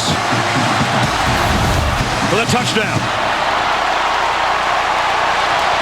Man, as you said, once he broke free, no one was going to come close. There might not be anybody else in college football that could have caught him. No, even if they were even with him, he was going to pull away. Well, if he was even, he was leaving. Yep. And that's how you answer a block punt for a touchdown, a kickoff return for a touchdown. Remember, one play later, 31-17. Remember, after the interception by Zach Calzada and the field goal, A&M answered with a touchdown. Now, the block punt, they answered with another touchdown in the game.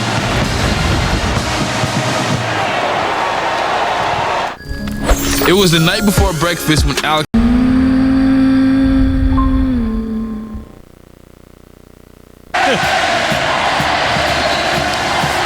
14 seconds between our last two touchdowns. Special teams to special teams, you got speed, and when you complement speed with good blocking, something good will happen. Here's the key block right here, but look at 4 guys, 5 guys to the other side, and that's what creases it. Overload to one side, a great block by Baylor Cup number 88 on the inside, and no one's going to catch A-Chain. And from our AT&T 5G pylon cam, you see Mr. A-Chain cruising by. Alabama still down 2 touchdowns now. And they'll start at the 25-yard line. They're going, you're a bad man, is what they're up there saying to him right now. That speed kills. There's our 2 scores in the 14 seconds that mentioned. So now Bryce Young in the offense for Alabama at the 25.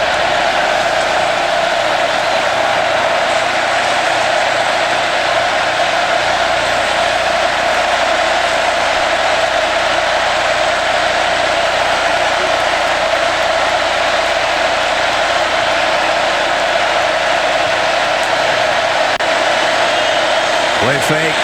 Again, trouble for Young again. He's going to get called for grounding this too, isn't he? That wasn't a fumble, I don't think. I think you're right. I think it's going to be intentional grounding, though. I think he threw the ball, but he's been called. He's going to get called. Well, they're celebrating as if it was a fumble, but I'm pretty sure that's not the case. Quarterback pressure came from Michael Clemens again. That would have been his 3rd sack. They try to do the bootleg. Read very There's well. no foul for intentional grounding. Your receivers in the area. It's an incomplete pass. 2nd down. So no harm, no foul at all. Gene? Oh, I thought he was in the grasp and just got rid of it. To me, guys, I think once a defender starts to tackle you and you throw a forward pass just to avoid loss of yardage, even though there's someone in the proximity, that is just a forward pass in my eyes to avoid loss of yardage. I would have liked to have seen intentional grounding on the play. I happen to agree with you on that one. It was obvious what he was doing. Well, they get a break. It's just a 2nd down. Slade Bolden in motion. This crowd is deafening right now. Blitz coming. Brian Robinson trying to run by the blitz, and he does. Brian Robinson across the 40. Takes tacklers out to the 48-yard line. So you got to do it right. When they blitz, you got to make a play. Darian Delcourt, the center this time, makes the play. He hits the blitz, snaps it, bang! Just walls it down, goes behind Big Evan Neal, and you crease it into the secondary. And that puts Brian Robinson over 100 yards with a 23-yard pickup to the 49. This time, no gain. Invesco brings you tonight's Scholar Athletes for Alabama. Chris Owens, Seth Small for Texas A&M. Invesco's proud to support student athletes on and off the field with a donation of $1,000 to Alabama and Texas A&M's General Scholarship Funds. There's Chris Owens. 2nd down and 10 at the 49. Lloydell Williams will flush out of that backfield as an extra receiver. Here's that look to the left again. And that's been trouble for him tonight because there's nobody to block for Bryce Young. He got rid of this one, though. A little bit high, but caught. Catch. And Jamison Williams with a big catch. Just as he caught that, he got collision. Holding on that ball when you're getting hit like that. Tremendous job holding on. A great strength in the hands there by Williams. One of the first big plays he's come up with tonight at the 32-yard line. Alabama's last 6 possessions, Ness, 1 field goal, 3 punts, and 2 turnovers. That's unheard of, almost. Here's Williams. Puts his head down and crosses the 30 to the 29. Again, remember, he's getting more work behind Brian Robinson because Jace McClellan injured his knee last week and had surgery on Tuesday, so he's done for the year. Robinson back in on 2nd down and 7.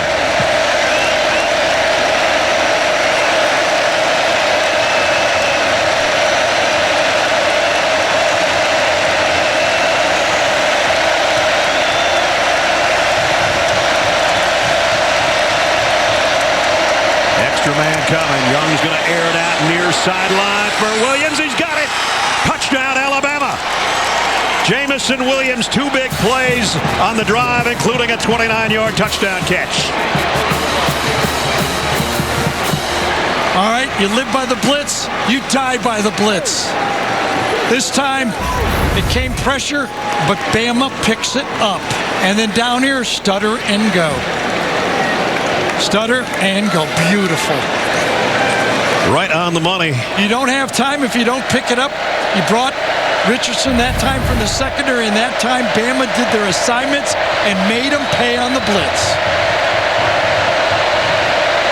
Reichard's extra point is up and good. What a 3rd quarter we got going. And we still have 5.5 to go. 75-yard drive in 6 plays. The capper, Jamison Williams from Bryce Young. 31-24, Aggies.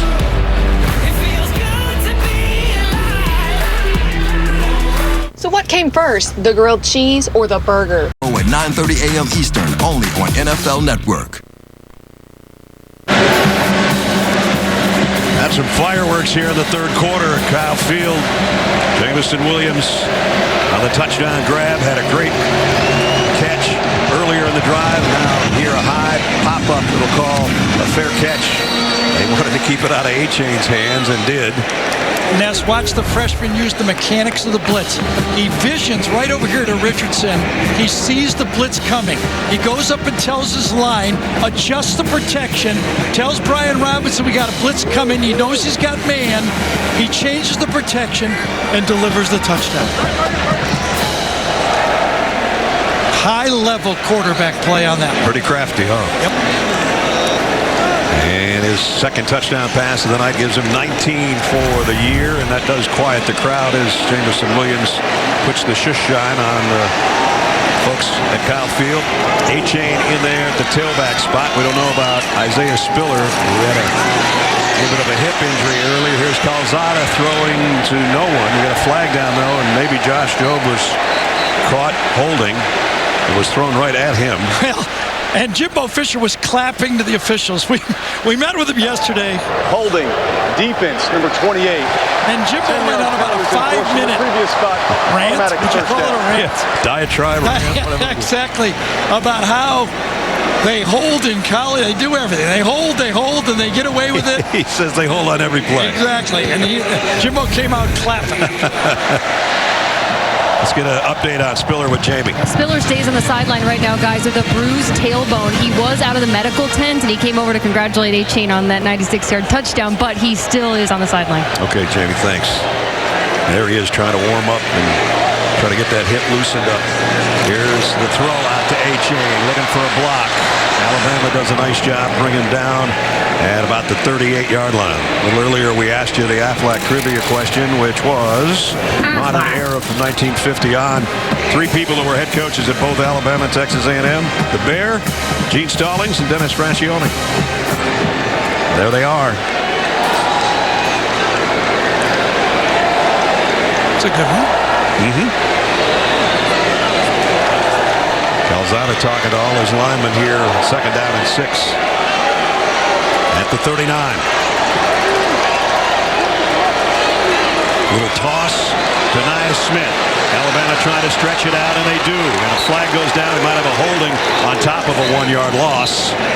And that's how you play defense right there. That's how what they call setting that edge. You string your guy out. You let those defensive backs come up and help you. But that front defensive line, that time it was Brian Young, number 47, just kept his hands on the offensive lineman. Number 55, 10-yard penalty from the previous spot. Repeat second down. Kept his hands out there and forced Kenyon Green right there to grab at the last second. Kenyon Green's their best lineman. Yep, he grabbed toe-to-toe on the play. Did you see that? He's blocking one guy, and he reaches out and grabs toe-to-toe on the play. Henry's been a little quiet in this game, don't you think? Yeah, he has. He had a great game last week. Toe-to-toe number 10, the middle linebacker, transferred from Tennessee.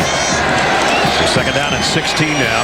A&M hasn't been behind the chains quite this deep all night. Calzada airs it out, got a man, but he overshot him. Incomplete, intended for Loose Muhammad.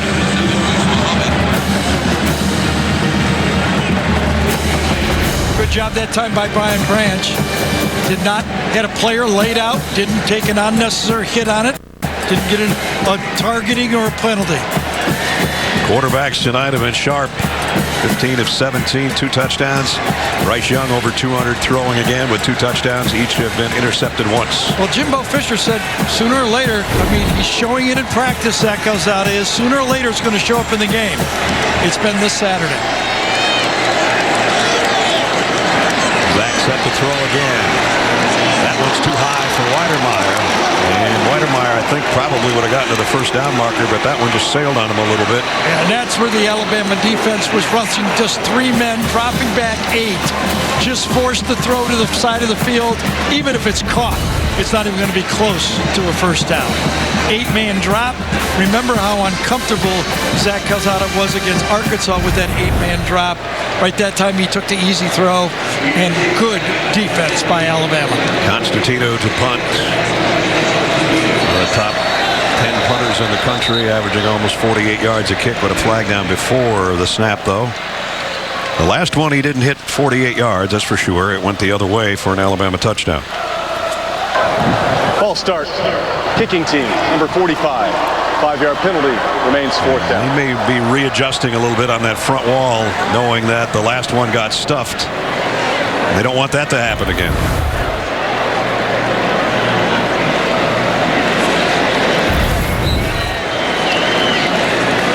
As you see, the center and the punter are not in alignment at all. It's a sideways snap. Yeah, they angled to the right.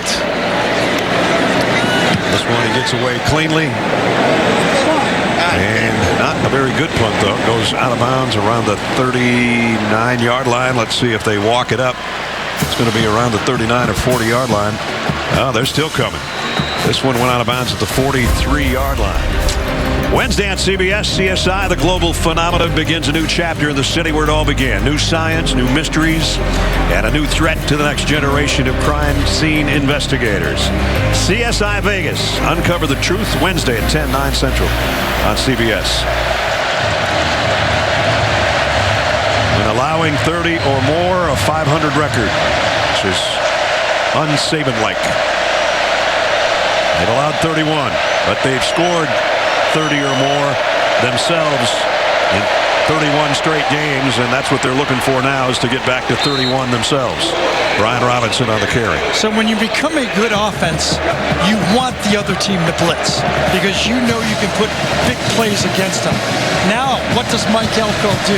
He's had their number, but they burned them last time.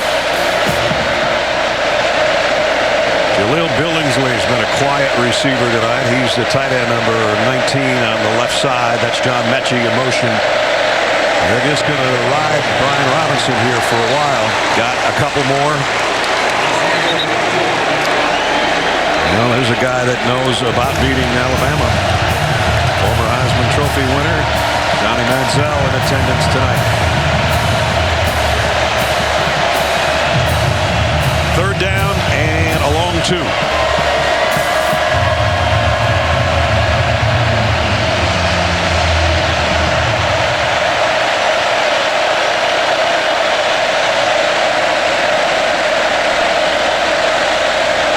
Williams in motion, stops, starts. They might flare it out to him. They're going to go the other way.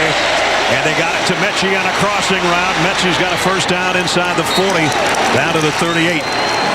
When you're lucky enough to watch these teams practice, you'll hear coaches always say, remember your crossing route.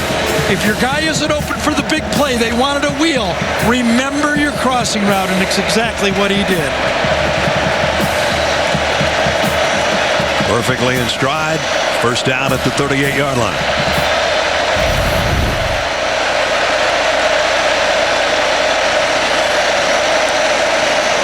And now back to the ground. A Robinson cut back. Taking tacklers with him for 8.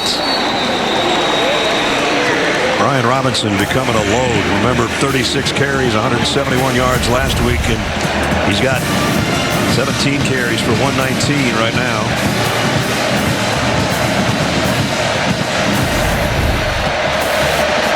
Under 2 minutes in the quarter. Second down and 2.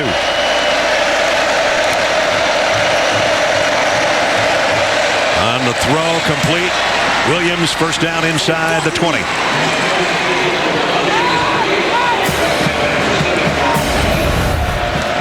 So number 1 becoming a factor here in the third quarter. Those condensed formations, starts out real close, does the speed out that time. That makes it a little shorter throw for the quarterback, and Bryce puts it right there. 6 catches now for Jamison Williams. Back in the red zone at the Aggies 17. Yeah, that didn't look right. That didn't look right at all, and whistles will blow it dead.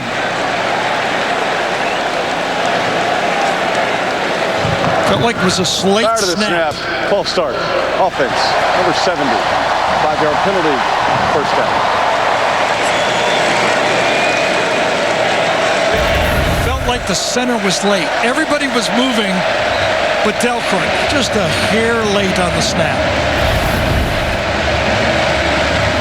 Delcourt has had some snap problems, issues, if you will. Yeah, the shotgun. They worked on it all week, though. He's much better today. That's right. He's been very accurate. First and 15 now.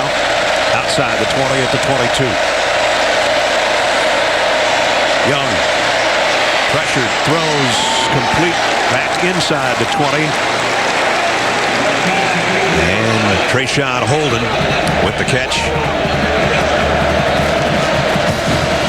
106,815, the second largest crowd in Kyle Field history. We told you it might be a record breaker, very close to it, and they have been vocal all night long. Amazing place. Probably the final play of the third quarter upcoming. Bryce Young, empty backfield.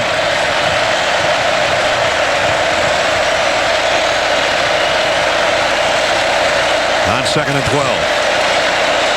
Goes to the end zone. Overshot Mechie. Incomplete. And that does bring quarter number 3 to a close. Yeah, that was really good coverage that time by Keldrick Carper, number 14. Nowhere to go with the ball. There's been some crazy games in college football today. You might have seen a couple of earlier ones. We've got one as well. You don't want to go away. Fourth quarter coming up.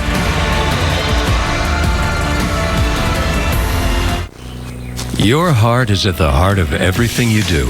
And if you have heart failure, there's Entresto. Entresto is proven superior at health. Selection and the most for your trade. Shop LakeKiwiAutogroup.com. Well, the building is swaying again. We head into the fourth quarter at Kyle Field. 31-24. Texas A&M in front. Alabama trying to even things up to start the fourth at the 20-yard line. Third down and 12. They need to get to the 7 for a first down. 2 years ago, they trailed in the fourth quarter to Auburn and lost that game. Bryce Young steps up, fires, complete, but it's short of the first down to Mechie by about a yard, I think. Oh, decision time here, huh? Good coverage on the play. Mechie comes back to the ball. Perfect throw. Can't cover it any better than that by Chappell. And Nick Saban said, let's go for 3. Little bit outside. You know, if it's a yard, I think maybe 2.5. A lot of time to go. Yep. I like the decision. Will Reichert has only missed 1 field goal in his Alabama career. That was earlier this year. He's already hit tonight, though, from 38. Trying to make it a 4-point game from 26 yards away, and it's up and good. So Alabama scores. 14 and change to play. 31-27. With FanDuel Fantasy, you can make your dream. Click or call for a lower auto rate today.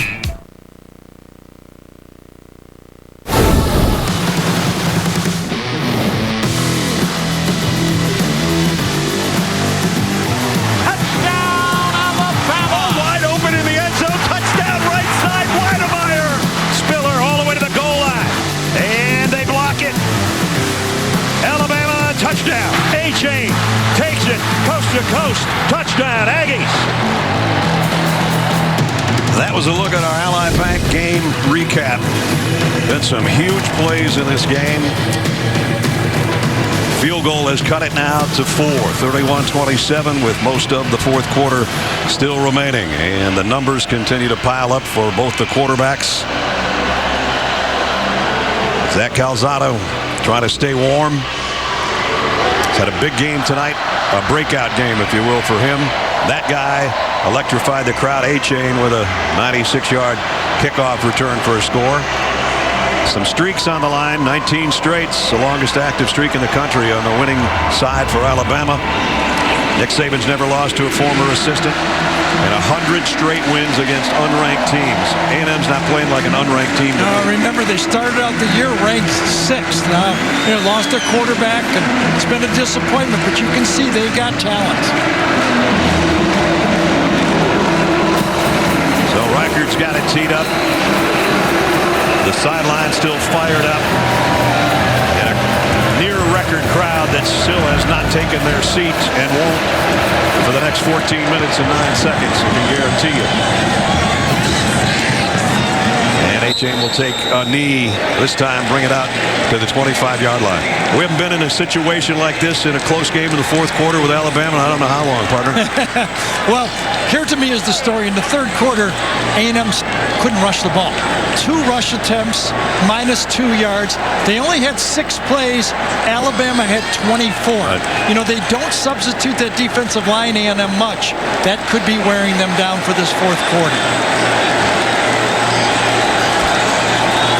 Well, let's see what the Aggies do now offensively. Feels like the pressure is shifting if they can't run the ball back to the quarterback. Got a 2 or 3 for A-Chain out of there. Remember, Isaiah Spiller was trying to warm up on the sideline after having that bruised tailbone, as Jamie said. But remember, we tied everything to the success of the running game. Yep. Well, Isaiah's got his chin strap snapped, so maybe he can come back in and help the cause. Second down and 7.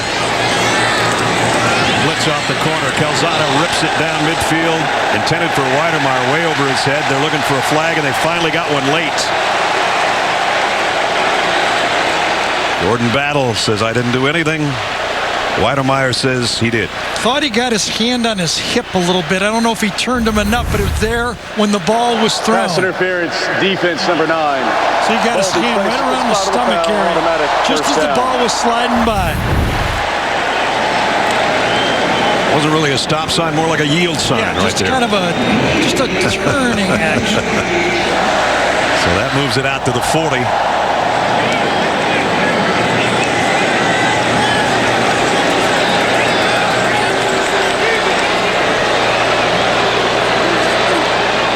Smith crosses the field in motion, and he's going to be the recipient.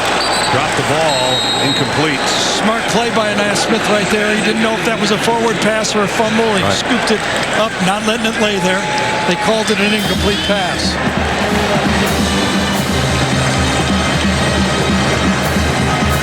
Here's the 2 guys we talked about back at the beginning of the broadcast and what they can bring to the table, and they have done their part. They're going to need both of them. Well, they're going to need A-Chain to carry the load if Spiller can't go. But now it's second down and 10 here at the 40.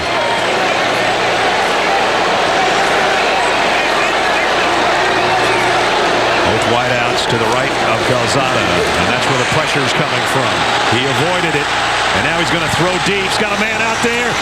Oh, just over the outstretched arms of Anaya Smith.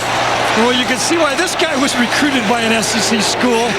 That was almost a 60-yard throw on the run.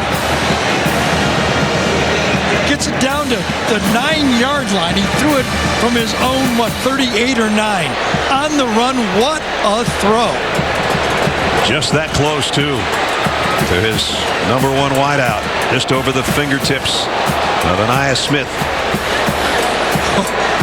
That was big-time arm right there.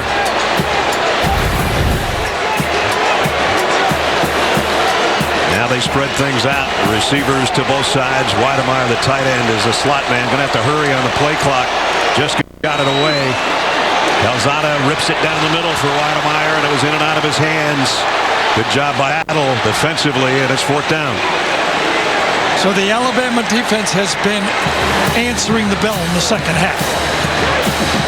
No running game to speak of by A&M. Forced negative plays. They've had a pass interference on a first down, but so far this Alabama defense has been in charge. You saw Weidemeyer tapping his helmet. He thinks he should have had that, and he probably should have.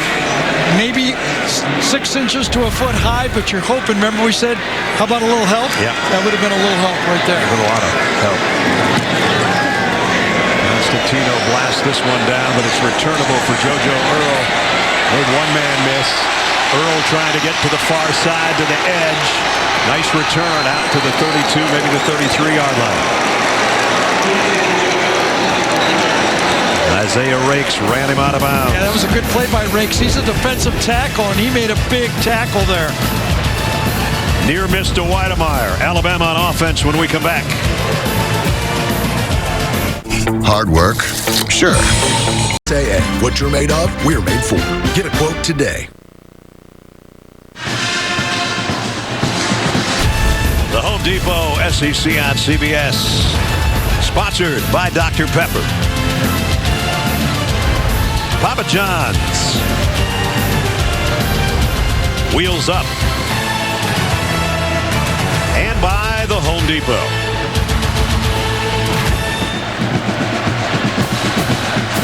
Don't forget, coming up before we're done, it's the play of the game presented by Jersey Mike Subs. Got a lot to pick from. Yep, this A&M defense now needs to help out. The plays are starting to mount up. They need to get off the field here. A long drive is going to tire this front four out. 13:06. It's 24-10 in the second half. Only 10 offensive plays for A&M.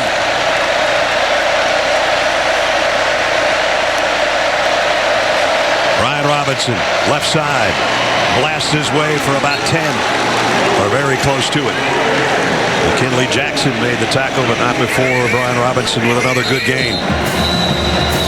And we've got an injured Aggie down. I think it's Tyree Johnson, who's been on the deck a couple times tonight, and he's also had 2 sacks.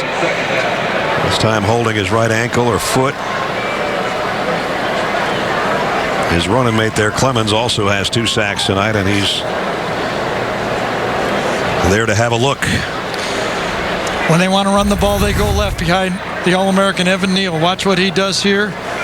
Cohen, inside guard, gets to the linebacker and gash him. And that was who Tyree Johnson was trying to play off of, was the big left tackle, 6'7", 350-pounder. Not advised. No. Some like you to think they still build.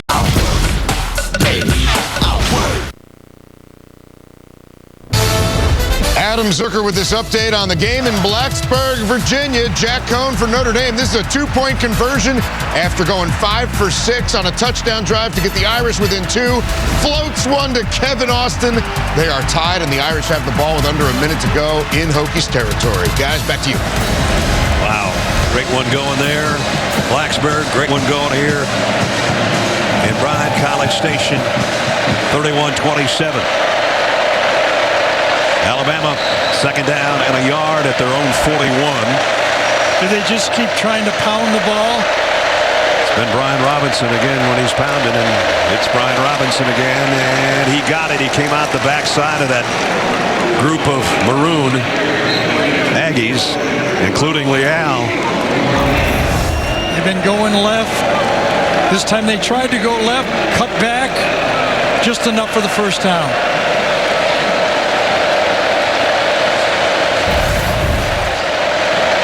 First down at the 43. Slade Bolden in motion. Young is going to run again. And he got it out to the 48. Aaron Hansford made the tackle. You know, now since the injury, Brian Robbins has begun to go-to guy. Starts to remind you of the guys back in 2015 when Derrick Henry and under Nick Saban, that's been the workload. Is Robinson going to have to be the guy the rest of this season to carry the load? Derrick did all of that 1 year. Here's the throw out to Williams. Jamison Williams still breaking tackles. They finally got him wrapped up at about the 34-yard line. So he has really come to life in this second half. Good block that time by Billingsley, number 19. Quick screen to the outside. Great block to the outside by Billingsley. And then Williams will not go down. Until he got 18 yards to the 34.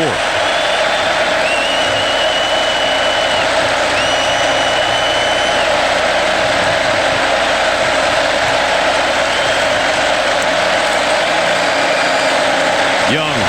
Whoa. That one just took off on him and hit the dirt way before it got to Bolden, the intended receiver.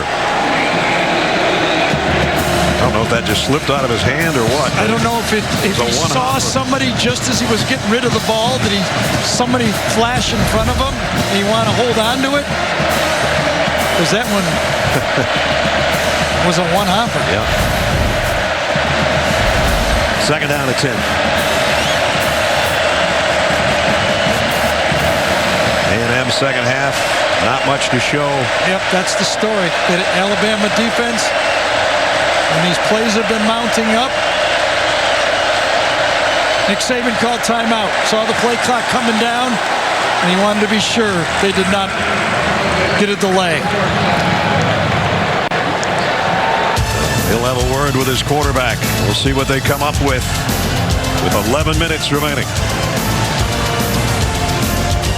This is Antonelli's Cheese Shop, and we're the Yes, mornings.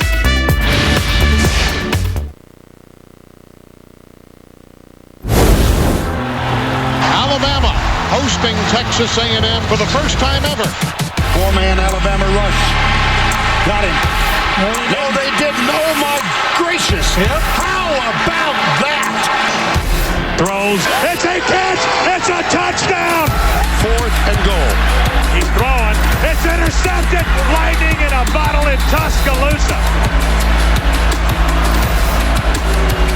That was the upset engineered by that gentleman. Still taking bows here at Kyle Field.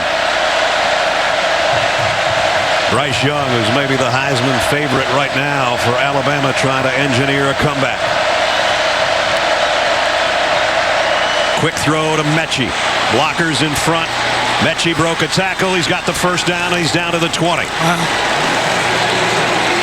1 yard throw and a 10-yard gain. RPO, this was a run or a pass. Offensive line is blocking a run play. Bryce has the option to go out wide. Everybody does a good job. Slade Bolden does a good job. Number 18 blocking on that play. See if they go back to Robinson now. That's the case. Brian Robinson tripped up. Got about 3. Leon O'Neal put him down. And we'll be down to 10 minutes roughly on the next snap.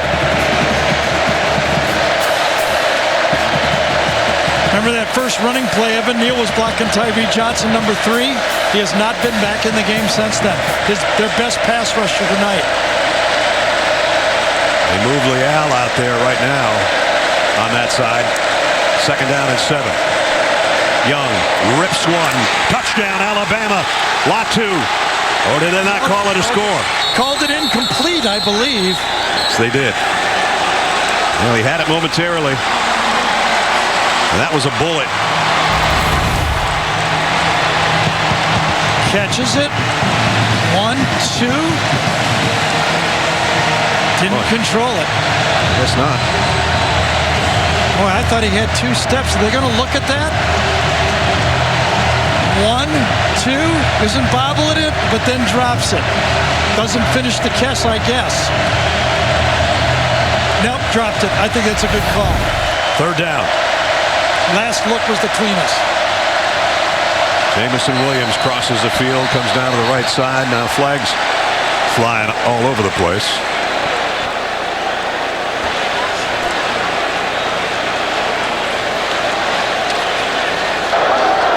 Delay a game, disconcerting signals, defense. 2nd time tonight.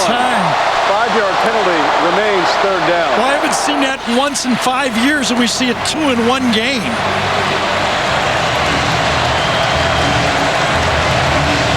I wonder if it's that they're clapping because they think Alabama's going on a clap. I wonder if it's that they're clapping, and that's what's being called.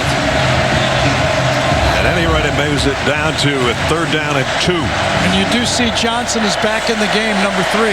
This is a big difference now because you can maybe just go to Brian Robinson, who's been pretty dependable on picking up short yardage. Well, they got the numbers to run left right here. Oh, now they don't. They switched it over. They're going to throw anyway. In the flat, caught by Robinson. And he's still backpedaling inside the 5. Watch this dead, flat-footed throw by Bryce Young. Doesn't know where he's going to go. Looking over the middle, his feet, and then just flat-footed, he just throws it at the last second, almost like a second baseman with a guy sliding at him in his stomach. And Robinson doesn't go down easy whether he runs it or catches a pass. 1st and goal at the 3. Flare it out. John Mechie trying to get to the edge. Not going to get there. Nice job by the Aggie defense. Chappelle. And Johnson stretch it out and make the hit. The true freshman Tyreek Chappelle does a great job that time fighting and staying in the game. He's a bit outnumbered, but he takes on the block by the tight end and makes the play. Is that a good job by a corner? Takes on a tight end and makes the tackle. They're really raising havoc down there in the Cadet Corps, noise-wise, for the Alabama offense. Second down and goal.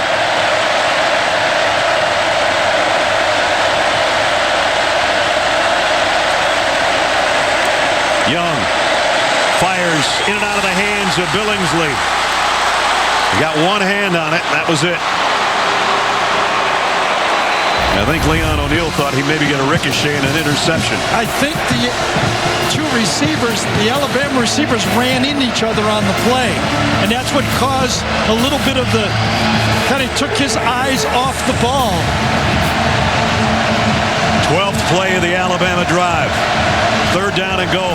Lost his concentration. His own guy ran into him. From the 4.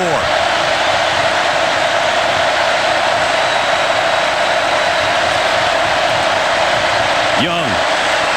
Incomplete, intended for Bolden. Fourth down.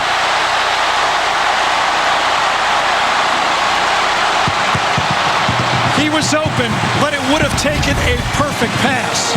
One-on-one. He's in the slot right here. He knew he was going there the all way. Good coverage. Would better have to be a good pass. It was not a good pass. Alabama will go for the field goal to make it a one-point game. Their defense has played exceptionally well in the second half. Nick Saban's thinking with 9 minutes to go, we got plenty of time to get it back, and then we'd only need a 3. Reichert is hit from 38 and 26. This one's from 22. And it's up and perfect. And remember, A&M has only run 10 plays in the second half. Will Reichert has cut it to a 1-point Aggie advantage.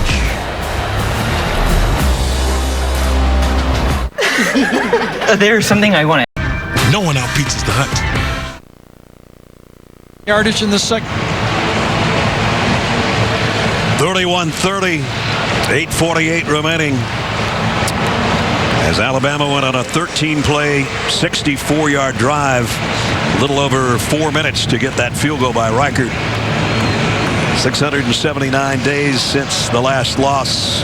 That was the Iron Bowl almost 2 years ago. 19-game winning streak since. It's in jeopardy, but they've cut it to 1. And what do you do if you're Jimbo? You got to find some plays to help the offense right now. They can't run the ball.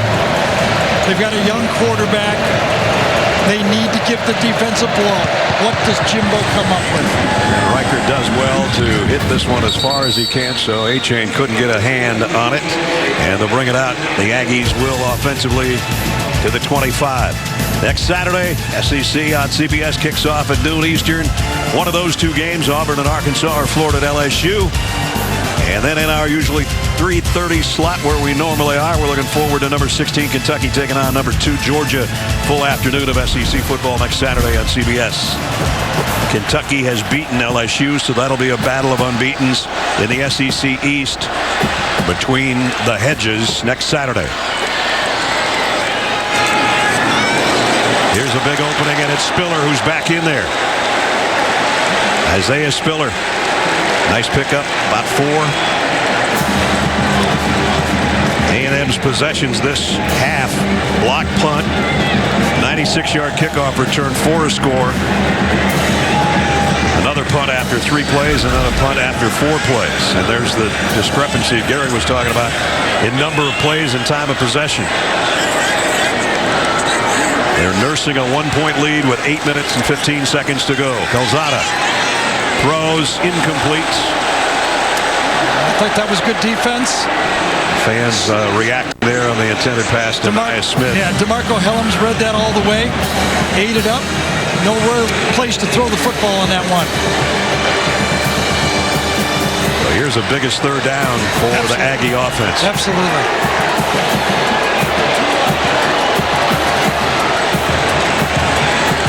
Going to go with a bunch set. Trips Calzada's right. Weidermeyer, the tight end, is the receiver on the left side. He wants to go to the right. Fires. Incomplete. And Aya Smith, the intended receiver. Josh Jobe was covering. And it's 4th down.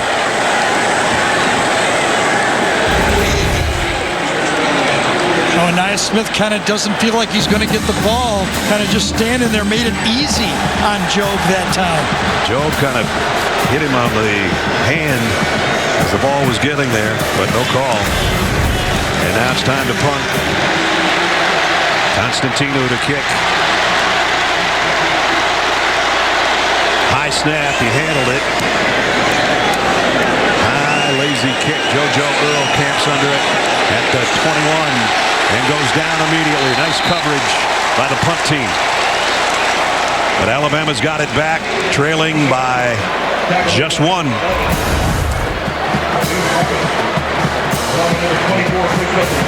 Again, great job by the Aggies to get down there and drop him basically as soon as he caught it.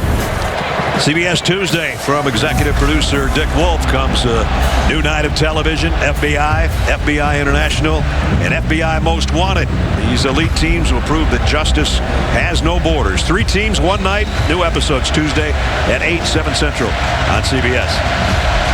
Remember, you start thinking you've been pounding them. You have the advantage. Can Alabama take advantage of all these plays? Robinson for about 5.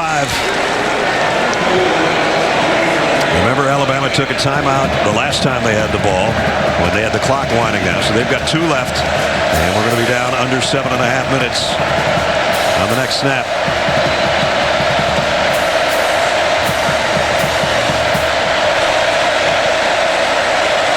Second down and 6.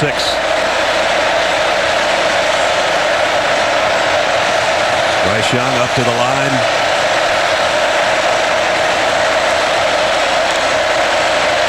Here they come.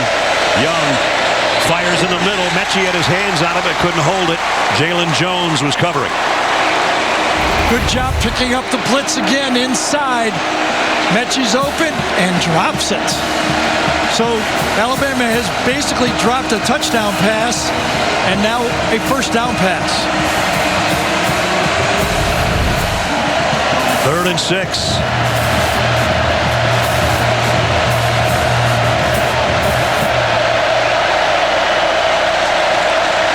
The 12th man trying to make it impossible for the Alabama offense to function. Billingsley in motion across the field. Got to hurry. Young, trouble. I don't know if they ever got that play off. I wonder if Bama called timeout again. Texas A&M. First church timeout of the half. And it's Texas A&M that took the timeout.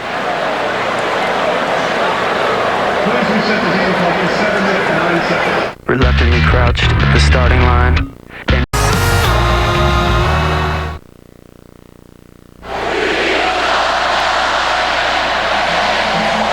Gary, my first reaction would have been, why would Texas A&M take a timeout? Well, I thought it was Nick Saban running down there for it, but Jimbo saw his defense misaligned and signaled it, did not feel good about the 3rd down defense, and said, let's regroup.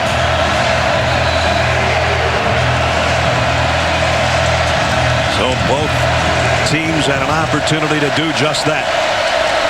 Regroup. 3rd down and 6. Need to get to the 28 for a 1st down. Young fires on a crossing route, and he's got JoJo Earl for the 1st down. And that quiets the crowd. The true freshman in the game for a key play. Stacked to the top of the formation, comes in on a slant, and it is a perfect throw. It's only his 12th catch of the year, but it's a big one, good for 18. And now it's Brian Robinson cutting to the outside with a stiff arm. And they got a good gain out of it. And Tyree Johnson, who's been down a couple times tonight, stretched out to make the stop. Not before he got to the 45.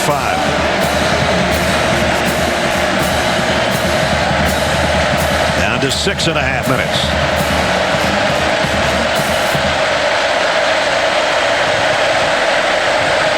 Second down, almost 6 to go. Young steps up in the pocket. It's going to go deep. Incomplete, intended for Earl. And it was Jalen Jones covering. Yeah, nothing to go. They're trying that long crossing route from one side of the receiver lines up to the right, goes all the way across the field to the other side. Pretty well covered on the play. Nowhere to go for the football. Right down the middle of the field. The corner falls off on it beautifully. Nothing there. Another third down.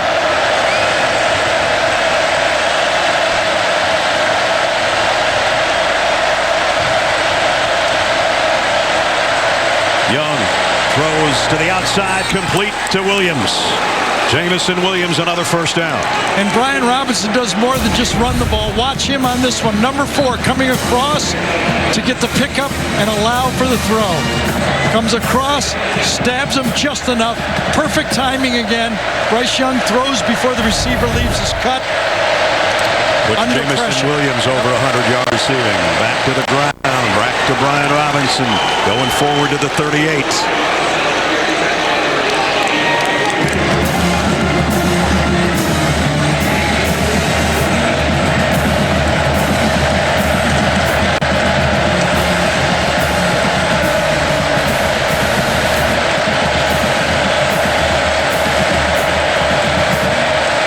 First downs at the 34. Remember, they only need a field goal for the lead.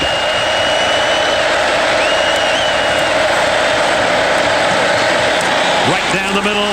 Jamison Williams still running. Williams inside the 10.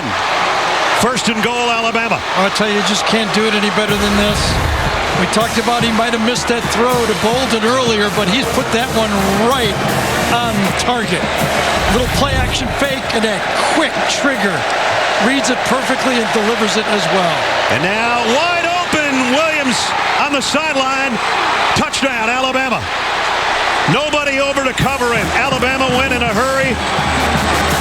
I don't know where they, it was close to not even being set on the play. Nobody home up to the top of your screen. Jamison Williams takes a knee and takes a touchdown. Oh boy, I tell you, I didn't think Evan Neal was set on the play. He was going down into stance as the play was snapped. Watch Evan Neal, left tackle, go down right as the ball's being snapped. I thought that should have been illegal procedure. Well, right now, Alabama's going for 2.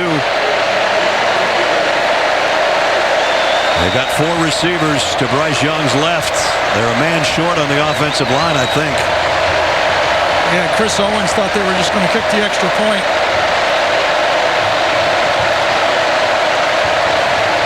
Trying to make it a touchdown difference. Young, quick throw again. Jamison Williams again. And it's good. The Bryce Young to Jamison Williams show on that last series. Well, you got to give again. Alabama aware nobody covers Jamison Williams once, and then look at that execution on the back shoulder fade for 2 points. Perfect delivery, spins around and catches it. Jamison Williams coming right at you for the 2-point conversion. And Alabama's gone from being in a hole to being up by a score with exactly 5 minutes remaining.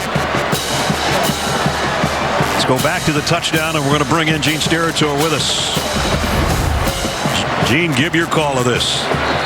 Yeah, guys, when you take a look at this, when the offense comes up to initially get set before each play, they must be, all 11 players must be set and still for 1 full second.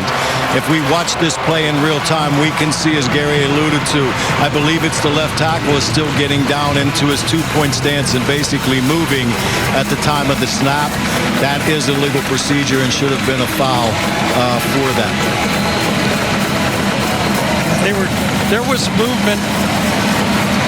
He was kind of wiggling the whole time, but boy, how about A&M not finding a receiver on the play? So Alabama just went 82 yards in 9 plays. just under 3 minutes. They not only get a touchdown pass, they get the 2-point conversion. And now Reichert kicked it out of bounds, which doesn't help Alabama's cause. They'll bring it out to the Aggie offense at the 35-yard line. Wow, we've had a little bit of everything. Sure have. An egregious mistake by A&M. They didn't get away with it. They thought maybe the procedure could get them away with it, but they did not. So on that last drive, it was that 31-yard dart that Bryce Young threw to Jamison Williams, and then a 7-yard touchdown to him, and then a 2-point conversion as well. 45 to 13 plays in this half. That's on pace for a 90-play game when you go 45 plays in one half. 5 minutes remaining in regulation. Calzada down the middle, got it to Ainias Smith, and he's out across the midfield stripe to the 48-yard line of Alabama. Plenty of time to take the easy throws. No hurry here at all. Nice stop route. Puts it right on the number. Beautifully designed play. That's the first down for A&M that wasn't by penalty in this half. Alabama trying to win a 20th straight game. A&M trying to beat a #1 team. Nick Saban trying to keep that string going against former assistants. Calzada trying to survive here, and incomplete, broken up by Toto, the middle linebacker. On the pass intended for Weidermeyer. It was a great job of doing your assignment on that play. Henry To'oTo'o has the tight end. Even though the quarterback's under duress and trying to find someone, To'oTo'o goes right for his assignment and never wavers. So 2nd down and 10. And the crowd's a little bit more quiet right now with their offense out there, hoping that they can do something. In Alabama territory, Weidermeyer, the tight end, will shift sides. Calzada down the middle, completes it. Umpire trying to get out of the way, and Jalen Preston. Ooh, big hit at the end of that play, and Preston lost his lid. Hey, Boydby, is there a flag down? There is.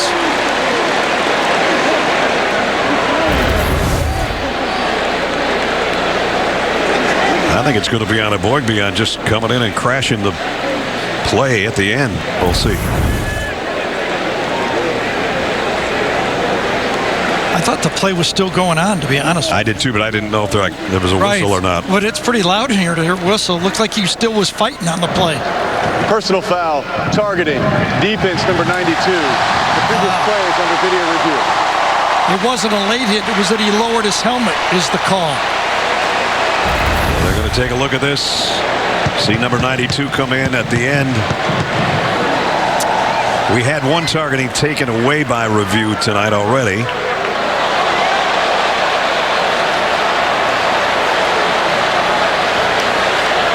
Again, it wasn't crown of the helmet, but it was the face mask to the helmet.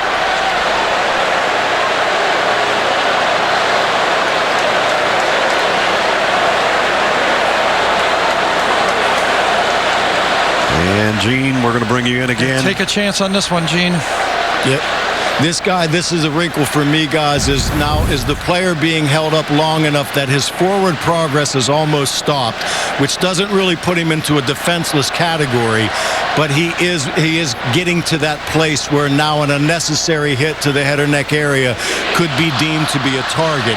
He becomes somewhat defenseless when he's being held up in this situation before being brought down, and then you have an unnecessary shot to the head or neck in the way that we're just seeing it right now.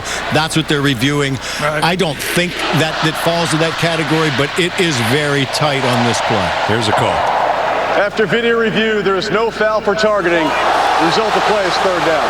You know, the other thing to take into account and maybe made it look worse is his helmet came off. Yeah, but I thought he was still fighting on the play to gain more yards. Watch, it's not stopped. He's not stopped. I think Gene kind of laid it out. I mean, he was still fighting in my mind.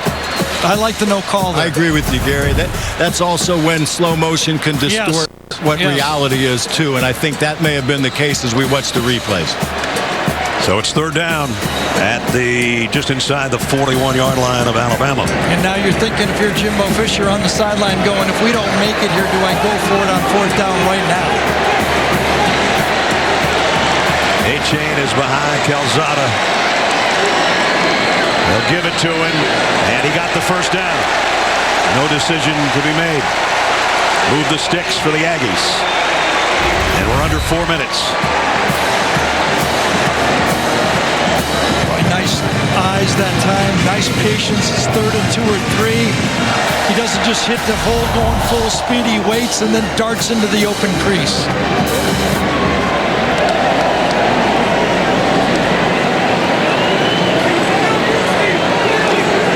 I think we're now officially into 4-down territory, though, with the clock the way it is. I think 2 timeouts. Yes, you're calling plays with 4 downs.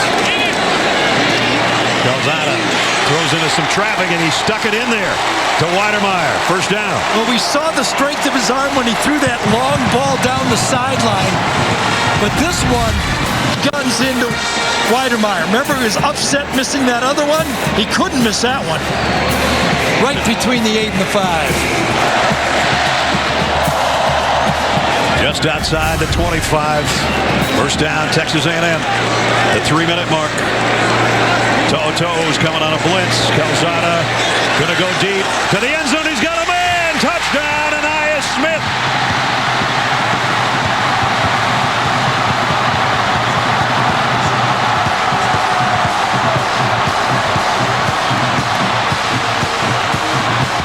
"25-yard strike. Calzada paid the price. He's still down.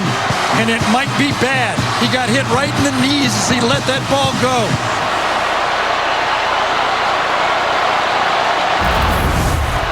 He waits, and then he gets rolled up in his left leg just as he lets a perfect pass for the touchdown.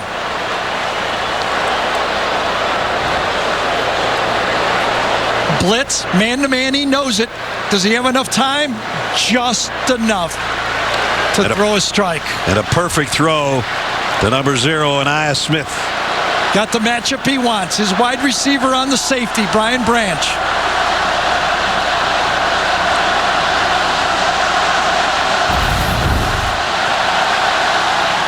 Calzada up. Jimbo Fisher out there wanted to give him a fist bump, but right now they're going to have to literally carry him off the field. And remember, the backup quarterback is a walk-on.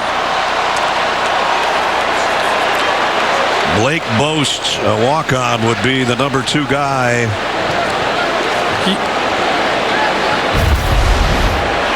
And here's their quarterback situation. Haynes King down, broken leg. Calzada making his 4th start tonight. Blake Boast has not taken a snap. And then there's a freshman. And into the medical tent goes Calzada. There's Boast. He's going, let me see. I got to start warming up, I guess. Meanwhile, the extra point was good, by the way. I think it was Mathis who got pulled right into him and fell on his leg. Not a dirty play at all, but he knew all the way. He had the matchup. The safety Branch, who's playing because Malachi Moore got a targeting early in the game, and he had his slot receiver matched up against who he wanted. I did have a thought that because of no quarterback, or basically a walk-on quarterback, he might just go for 2 there. Just try to quarterback draw or something and try to steal the game, thinking, do I have much of a chance going overtime? Well, there's 3 minutes left in regulation. We're tied at 38. Alabama's got 2 timeouts remaining.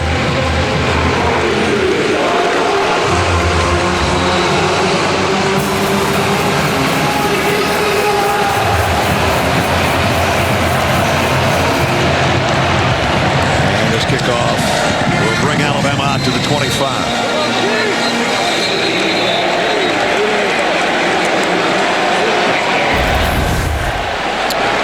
Here was the extra point by Seth Small. We had so many things going on with Zach Calzada being helped off the field. We didn't show it for you, but it's good. 38-38 coming up after our game. Time permitting.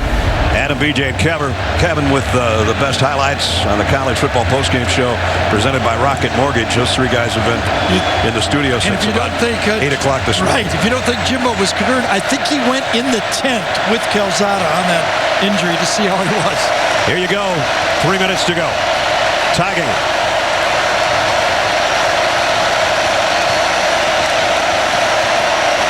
Brian Robinson holding on to the football, and they're holding on to him for dear life. Jamie?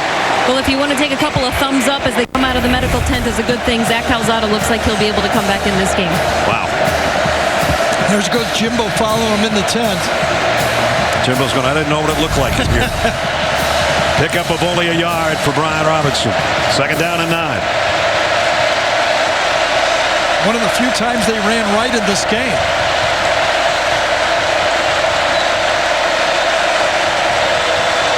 Williams has been his big target this half.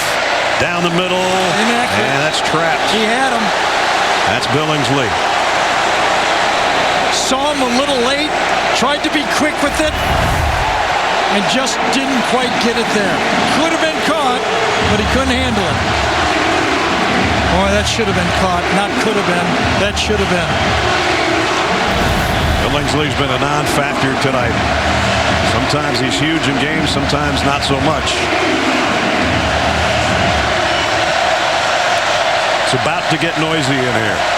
You're giving them that double linebacker look right there. They've been doing it all game to the field. 3rd and 9. That one's tipped en route to Mechie, incomplete. 4th down.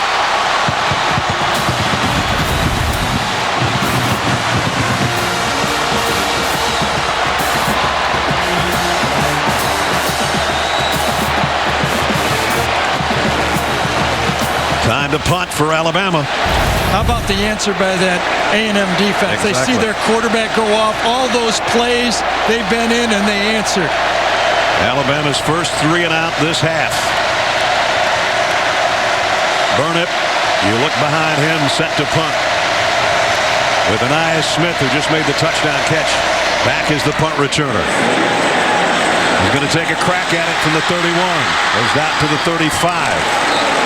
2 minutes, 8 seconds remaining in regulation. A&M only needs a field goal to win. And here comes Zach Calzada. Jamie was right. The thumbs up is good enough. This is what happened on his last play. Threw a strike to Anais Smith for a touchdown. Now he's back out there to the roar of the crowd. The same people that were jeering him for 2 weeks are cheering and begging for him for one more drive.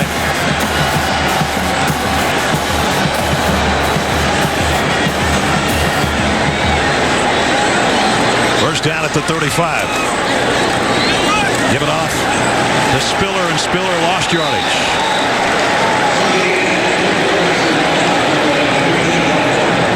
Under 2 minutes now. And remember, Alabama has 2 timeouts remaining. If they get one more stop like this and it's 3rd and long, I'd say Nick Saban will take a timeout. 2nd and 15 after the loss on the last play.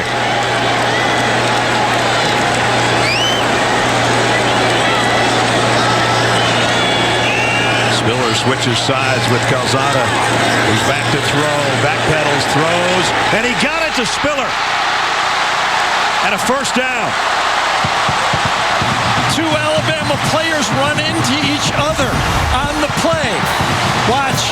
They run into each other and collide. And that's what opens up Spiller on the play. Pickup of 17. And a first down.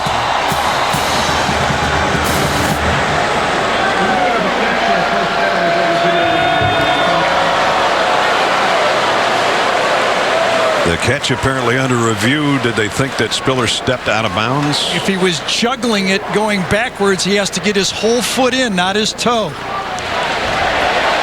Isaiah's going, what's the problem?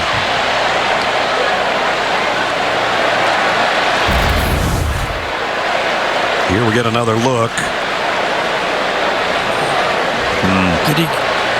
As he catches it, he's got it tucked to his chest there. Unless his foot was out of bounds. Was his right foot out of bounds? I thought it was in, but I thought it was in when I called it, but I don't know. It's hard to see on this sideline. Ooh, it might not have been.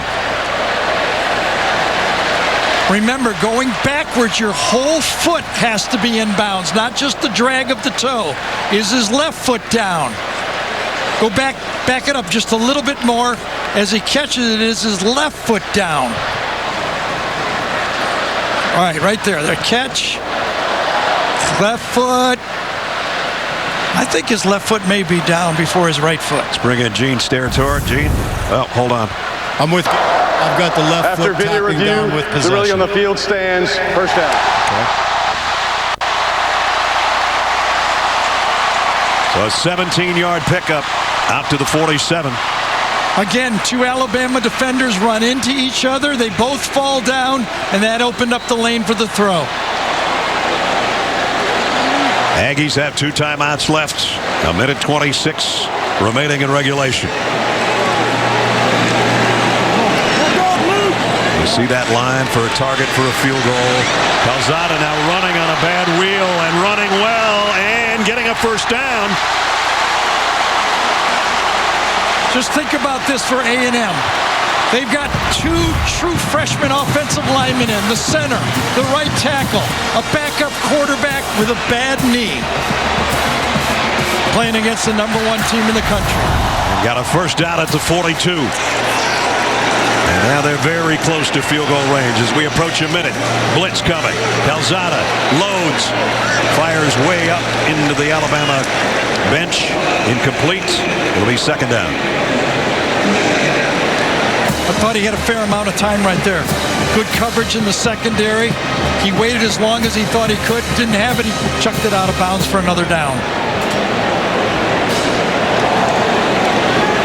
I mean, just think about this again.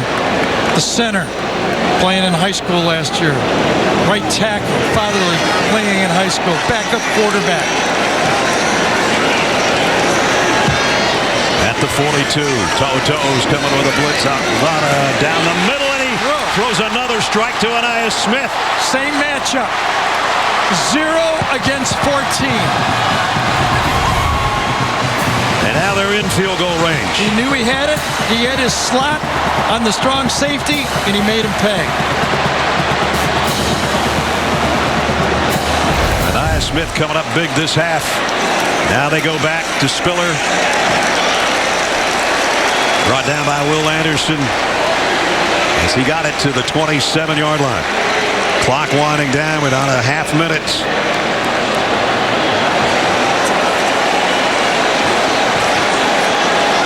And now under a half minute. Trying to get it in the middle of the field, I would guess, unless they try something else. They're going to throw. Off his back foot, he lofts one for Weidemeyer. And a flag flies in, interference.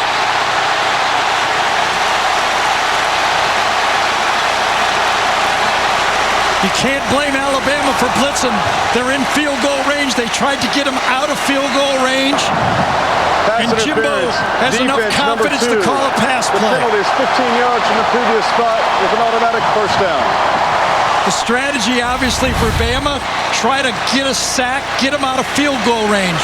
Man-to-man coverage, balls in the air, underthrown, and that's when the interference happens.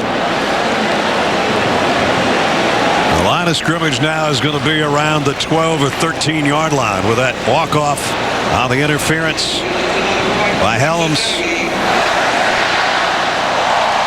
And now with timeouts to play with, you would think Calzada is just going to right in the middle or wherever his kicker likes it. Absolutely. It'll be Spiller, actually, that'll get it down to the 11-yard line. And now it comes down to Seth Small. Nothing small about this situation. Timeout with 1 second left. 19-game winning streak on the line. The #1 ranking in the country on the line. The fact that a former Nick Saban assistant has never been able to defeat him is on the line. Who knows, maybe a college football playoff position might be on the line. And it's all going to come down to Seth Small. Out of Katy, Texas. The senior who's one of the better kickers in the country. Last year, he missed 2 field goals in the matchup with Alabama. A heroic performance by Zach Calzada. From the first drive all the way to the finish of the game. So Seth Small will trot out. Alabama's already blocked a punt in this game, and they can only hope now that they could maybe do the same or force an errant kick, or A&M is going to pull the upset at home. Seth Small, 10 of 11 on the year, from 28 yards away for an Aggie upset win, and it's good. He got it.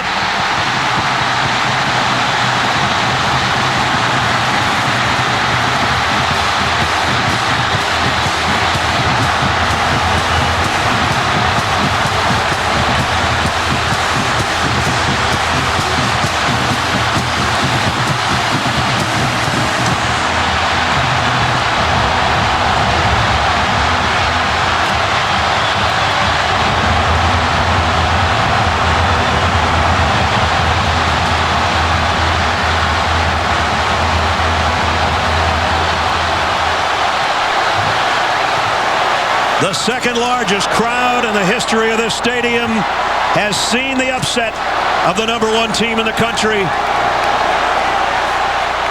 And Seth Small comes up big.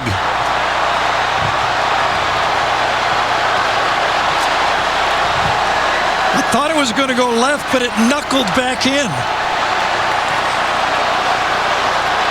What a game.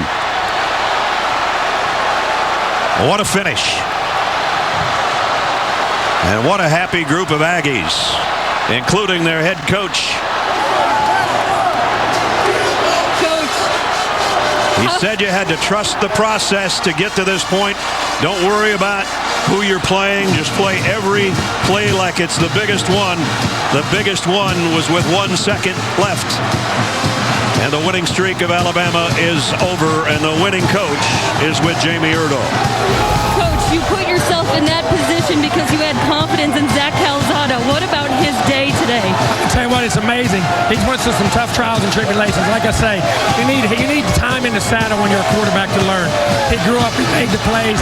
We played well around him. Our defense was outstanding. We made the special teams plays. But Zach's leadership and consistency, especially we didn't move it for 4 straight drives in the second half. And to lead us down on those 2 drives was remarkable. And the kids around him made the plays. It was a total team. Our assistant coaches and our players did a hell of a job. You've been through it, not just this season, but with this program, and you just beat your old boss. How does it feel? Well, listen, I have great respect for Nick. I always say that. He's one of the best that ever did it. And I learned a lot when I coached with him. We had a lot of good times. But we got a heck of a program here. We can be special here if we allow ourselves to keep out of win. We put some warts on ourselves. We just got to play the rest of the year out. But it was a great win for our organization. Congratulations, Coach. Go celebrate. Thank you. Well, I guess that Houston touchdown club from the summer is going. Jimbo told us the truth. I'm going to beat him before he retires. We'll beat Alabama. And today they did. Just remember, after Alabama scored the touchdown to take the lead, A&M came back with a touchdown, a 3-and-out, and a field goal. They answered even when they got behind. Well, this is going to cost A&M about $250,000 that most of the people in the stands are on the field, but I don't think they care. I think they'd happily pay the fine that's probably upcoming for what just happened tonight. I think you could call that a signature win for Jimbo Fisher. Absolutely. In his 4th year, that's got to be the biggest one.